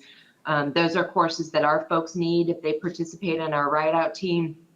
Currently, we have to send them to the city of Corpus Christi to take those classes. I can teach that class. I have one more class that I need to take to be able to be certified to teach it. But I just don't have the capacity. I don't have the time. I don't have the resources to actually set it up and host it and host exercise and send out the certifications that go with that. And so I'd like to be able to have Nueces County Office of Emergency Management participating in training our other state and regional partners. There's lots of training that I go to. I attend other places because they're the ones that are providing it, but there's nothing that's stopping Nueces County OEM from being able to provide the same classes. And then our partners, our local partners, when everybody does have a very small budget, they're able to get that training because they're not having to go out of town and pay for a hotel and or a flight. So I'd like to be able to train my team, our team here in Nueces County, but also assist in training our partners. So that was part of the fire marshal. One of the other things is for myself, if you look at me, I believe after the fire marshal, actually, let me just discuss the range for the fire marshal. So the range that you'll see on here, the salary that was established or determined for the fire marshal, that was a conversation that was based on some of the other salaries for fire marshals that we saw. And then I sat with Dale, Ide, and Lisa, and we pulled up the ranges and we looked at what was in the middle of, basically we came up with what was in the middle of the deputy and myself. So this person would fall underneath me as the department head, yet in the offices, Office of Emergency, Office of the Fire Marshal, we would kind of work side by side with each other. So it's important that this person kind of be somewhere in between Kathy and myself. And that's where we came up with this. For myself, I asked for an increase last year that was substantially smaller than this, which didn't change. And I understand the changes were made at a different pay grade last year across the board. But this is a request this year based on having had a category for hurricane and being in recovery for that, and then also going into COVID-19 and the operations that we've had to run since the beginning of this, and the change that you're seeing and the I don't want to say the importance of our office. It's been important the entire time, but I think it's becoming a little bit more clear how absolutely important it is for us to have a very strong team, a very strong Office of Emergency Management, because we're dug into every single thing that's happening during this disaster. So again, I think we've had enough conversations about kind of the complexity of like how our team members have to work two jobs in this type. So I'm not going to go into that, but I am requesting an increase for myself to better match adding another person into my department that I'm responsible for, as well as the work that's going to be put into actually building the fire marshal's office and the supplies and actually building an office from scratch. And then of course, just the hope that in the next budget year, we're actually starting to perform differently. We're adding training local partners, and we're adding training to our staff. There's plenty of training for each of my section chiefs to take, position specific training that needs to be taken. And so there's a lot of change that needs to happen to my office. And so this is just a salary I feel like better reflects what has been done and will be continuing to happen with Nueces County OEM. And that trickles down also into my deputy and myself. And at this point, you know, the most important thing is the fire marshal and getting the fire marshal, but I'd hate to move forward another year without being able to increase my current staff's salary to better match the magnitude of work that's being asked for them. I know I make more than my my deputy and my EM specialist. But what we ask of them to do and to participate in after hours and the stress level that's experienced, I just don't feel confident that we are paying them enough for what I'm asking them to do. And likewise, I could say the same thing for myself. I know that I signed up to do what I do, but I think we do so much more than what's on the job description. And I think most of you have been able to witness that during this disaster. And the same could be said for all of the department heads that also participate on the Ride Out team. And so that's the personnel request. If anybody has any questions, I know I kind of bounced back and forth, but I really feel very passionate about Nueces County OEM moving forward. I've tried to brand us, and so I've created our actual NCOEM logo, and this is all part of building this office, the presence of this office. We run, I mean, we oversee, we're the lead on the annual hurricane preparedness conference that we have.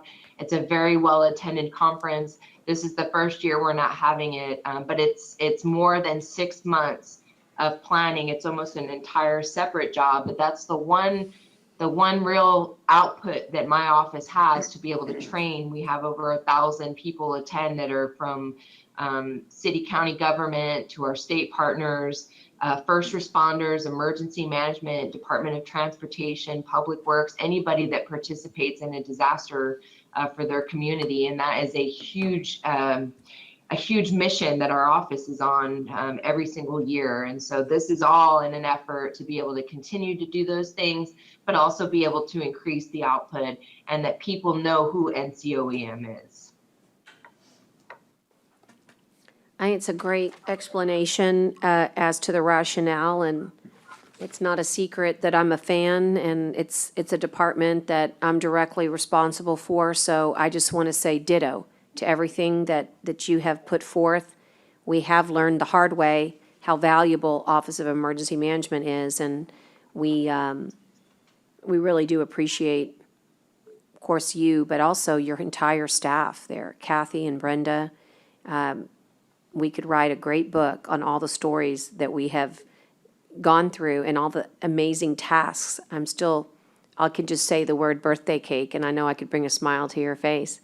And it almost make you laugh. So I know you know what that's in a reference to. We've done some amazing things to help people not only cope mentally through this crisis. We've helped organizations like the halfway houses. We have helped organizations that are our shelters. We have gone above and beyond the call of duty to help people who found themselves stranded and had nowhere else to go and were positive. We've taken men off vessels in the Gulf of Mexico, brought them in, tested them in the open water, brought them back home safely. We've done extraordinary things that will never make the news. They aren't germane to Commissioners Court, but they are germane to this budget workshop.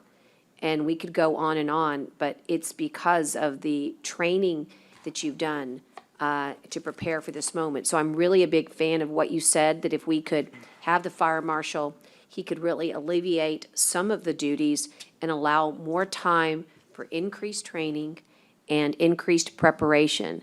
In addition, maybe we're going to have to figure out that there is, certain duties that are just focused on wind and water, like hurricane events, because just getting the applications in for reentry have been its own little whirlwind.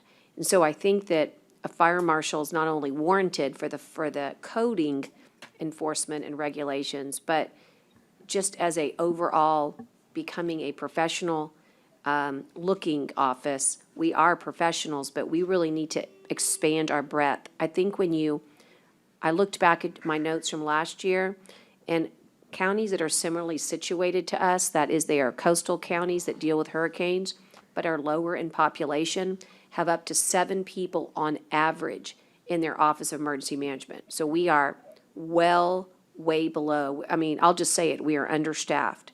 And so I just want to point that out, that when you look at other communities like Galveston, Jefferson, people that are in the same exact scenario, in fact, lower population, And Judge, can I just interject for a second? Because I know sometimes it's difficult for us to compare ourselves to a Bexar County or to a Harris County or even Galveston County. But I think that is the most important thing for us to do right now is how do we get closer to being like that? And so I don't want to keep comparing us to our surrounding jurisdictions that are in the same crisis that we're in. They're in the same situation. They don't have enough staff or they just have one or two people. We don't want to keep comparing ourselves to the people that are struggling just as much as us. We want to start looking at the people that people look to during a disaster. What's Bexar County doing? What's Harris County doing? I want people to be saying, what is Nueces County doing? And we can be that. Our office can cover GIS and drones and floodplain management. I've been trained in that, but I cannot do it with the staff that I have. I cannot do it with the budget I have, and I cannot do it with just the limitations that I have right now, but I want to be able to. And furthermore, I am in a doctoral program, which I've put on pause because the EMC position does require, even during non-disaster times, a substantial amount of time on a regular basis. So I put the program on hold, but I would love to be able to take what Nueces County has done, because it seems when we're in the middle of it like we're just getting by in COVID-19, but we're doing a phenomenal job. What we're doing with testing, what we're doing with our drive-throughs, you know, how quickly we've been able to test employees and everybody partner-wise that's come up to us, the halfway houses, you know, the port. We have responded to them so quickly and been able to do all of these really incredible things with a very minimal team. So can you imagine what we could do with a bigger team and more resources? I can't even imagine the possibilities, but I can see them, and I would love to be able to incorporate that into research and to draw that in and draw in the eyes and the interest in the research world to what we're doing here in Nueces County, because what we're doing here is amazing and what we're doing here is very special. And without the very unique group of people that we have that are willing to work as hard as they have, we wouldn't be able to do it. But I don't want us only to be able to do that because we have such incredible people. I want us to be able to do that no matter who's in any of the positions, because the structure is there and the funding is there and the support is there. And so that's all I wanted to say. Thank you. Thanks, Melissa. Let people ask questions about the 4 different categories that you've presented here today. Sure. Is there anybody? Carolyn's got a question. I really have a comment. Comment. Okay, go ahead. I'm just thrilled to see the fire marshal on here. I think that's something that we're way behind on. And, you know, there's a couple of things that I really support. I support everything, but that are really important in this county. It's our first responders, the sheriff, the department, and all the other deputies and all. But this is so important for our county to keep people safe. So I do not see anything out of the ordinary here. I really don't. I think you've done a good job on it, Melissa, in explaining it. And I think there's some things that we're going to have to do to get updated on. So I really don't have a problem with this. Thank you. The other thing is just, and remember that extra, I always hesitate because you never know if it's for sure, but Melissa, can you remind the court that if we were to get a fire marshal, would they qualify for the reimbursements that we are, you know, the EMS fund? Can you remind the court about that? You're talking about the EMPG? EMPG, thank you. Yes, so if I can show that the job description of the fire marshal is 50% emergency management tasks, they would be another person that would qualify under EMPG for reimbursement. Again, that's what the state has each year for reimbursement. We haven't been fully reimbursed the total amount in the last several years per Maria Bedia. But we do get some back every year. And so any money that we're going to get reimbursed is good. And so this person, and trust me, the job description wholeheartedly is 50% emergency management tasks. It's 50% tasks that is on my office's plate right now that they would be taking from us. And so why wouldn't that be emergency management? So I just want to put that on their radar, Melissa. Thank you for that. And I didn't know that until you brought that to court earlier this year. And it's now on my radar when we start our legislative goals to be honest with you, we want to go visit that state agency and we want to make sure that we get our fair share. Everybody thinks if you're good and you follow the protocols, and of course you should get what you deserve. Well, that's not the way the world works. You've got to go fight for it. And so it's now on my radar that we have not received our fair share for the last few years. And I'm going to try to go make certain that that's not the way it works this year. What agency was that, Judge? Tatum, right? Okay, Tatum. Okay, I didn't hear. Is that right, And Melissa? it does, I have to say, to be part of that grant program, you almost would say that, it's more work than what we're getting back at this time. That might change, Judge, if you're able to go down those avenues. Yeah. But it's a tremendous amount of grant reporting and exercises and things like that, which you would say, well, then why are we even participating? But again, any reimbursement is good. But what it really does for us is it keeps us following the same protocols, the same trainings, the same exercise requirements that our partners are doing and everybody that is in emergency management that falls under TDEM. So it keeps that similar process across the board for emergency management that are under this EMPG program. And if ever we got to a point where our jurisdiction was larger, there's another emergency management grant that's out there, but we just don't qualify because our population is too small. Anyways, some good news there. That's very positive that we could have that opportunity. Also, having a fire marshal also opens us up to some of the other agencies that give money to law enforcement needs, like that Plains All-American grant and that funds a lot of HALO. There's just a lot of opportunities once you create these positions. So nothing in concrete, but just good to know that it's out there. And then just I want to end with this, since we're actually 5 minutes ahead of schedule, is I'll ask for any more questions, but if there's none, I'll end with this comment, and that is that. I have one question. for Okay, Dale. go ahead, Commissioner. The fire marshal, we had already approved that, right? I mean, that's already in the budget? It's not in the budget. Y'all approved the creation of the position, but there's not been any action taken by HR to develop it or create it. It was not a budget item for last year, but y'all already approved the creation of the position, correct? We're ready, we just hadn't done it. We had done that, okay. But the job description, Melissa has gotten it to Julie, and I mean, again, this was a good time to come to you all and say, you ready? Because we really need it. And, So this will require the additional cost in the budget for that position, yes. I want to end, Commissioner Chesney, do you have anything? Commissioner Modis, do you have anything? Okay, so to end the budget workshop for today, I just want to say that, for Melissa's presentation, that the other dream is, and Melissa and I have talked about this with the Fusion Center, is that Texas A&M Corpus Christi obviously is a child of big Texas A&M in College Station, and that's where the Rellis campus is. That's where TDEM is located. And because of this great sibling relationship that we have, we believe that the future is very bright for the Gulf Coast to have a really strong emergency management presence here.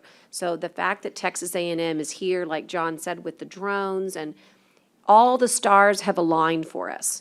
And I believe, because of great conversations that we've had in College Station, that there is a desire to have Texas A&M work with us in Nueces County. And so look for that in the future. I'm foreshadowing for you. This is what we call in literature foreshadowing. I think this is what's coming down the pike, and I'm very excited about it. And as they say, I can't wait to see, but you have to have the right personnel in order to say, yeah, I'll partner with you in this, right? So we're getting ready for something hopefully very monumental. So I'm excited that we are done on time, and that we do need to reschedule our tax assessor. So who's going to take charge of that? Teresa, great. So I'm putting his at the top of the list, and then Teresa, just let me go back to the calendar to remind everybody who's watching, the next date that we get together is, Tyner, let's see, we get together on Monday. It's on. 8:30 We or get 8 o'clock? Monday at 8 o'clock or 8:30? At 8 o'clock. At 8 o'clock, that's what I thought. Okay, 8 Tax o'clock. assessor. So we will see you I just want guys. to say thank you, Yes. Judge and Commissioners. You bet. Judge, Yes. also Inland Parks has canceled, So Inland Parks will not be doing a presentation on Monday. Okay, so we'll do, so that you just switched them. No, I actually, county Oh. attorney canceled as well, so tax assessor took county attorney's slot at 8 Got o'clock. it. And look, But Inland Parks won't A present. lot of our folks are struggling with all these, office situations. Let's be very flexible with them. And if we need another day for a workshop, if it's just an hour or two and it works with everyone's schedule, particularly since we're learning our virtual abilities really well, let's try to get them in. I mean, I know Laura would like that opportunity to be able to come. If she can't do it on Monday, we understand. No problem. Okay? Okay, so I'm gonna gavel us out then. There's no need to stay. 11:57, we're done. Who's out? The county attorney's out? The county attorney is out? Yeah, because she's, she wants to do it, after July 2nd. Okay. So Commissioner, we're Thank you. gonna put the glass up to right here. And then I was thinking, we just wouldn't have anybody sit here, I don't care, just put something like that. I mean, you can put one right there, just like hang it right here. wherever, or right in front of him, I don't care. I just want something in between. That's up to. that's No, up to you. sir. You got a big enough room. Put it on top of the How board. far would you Put it on want it? top of that board. I just want it to where there's something between me and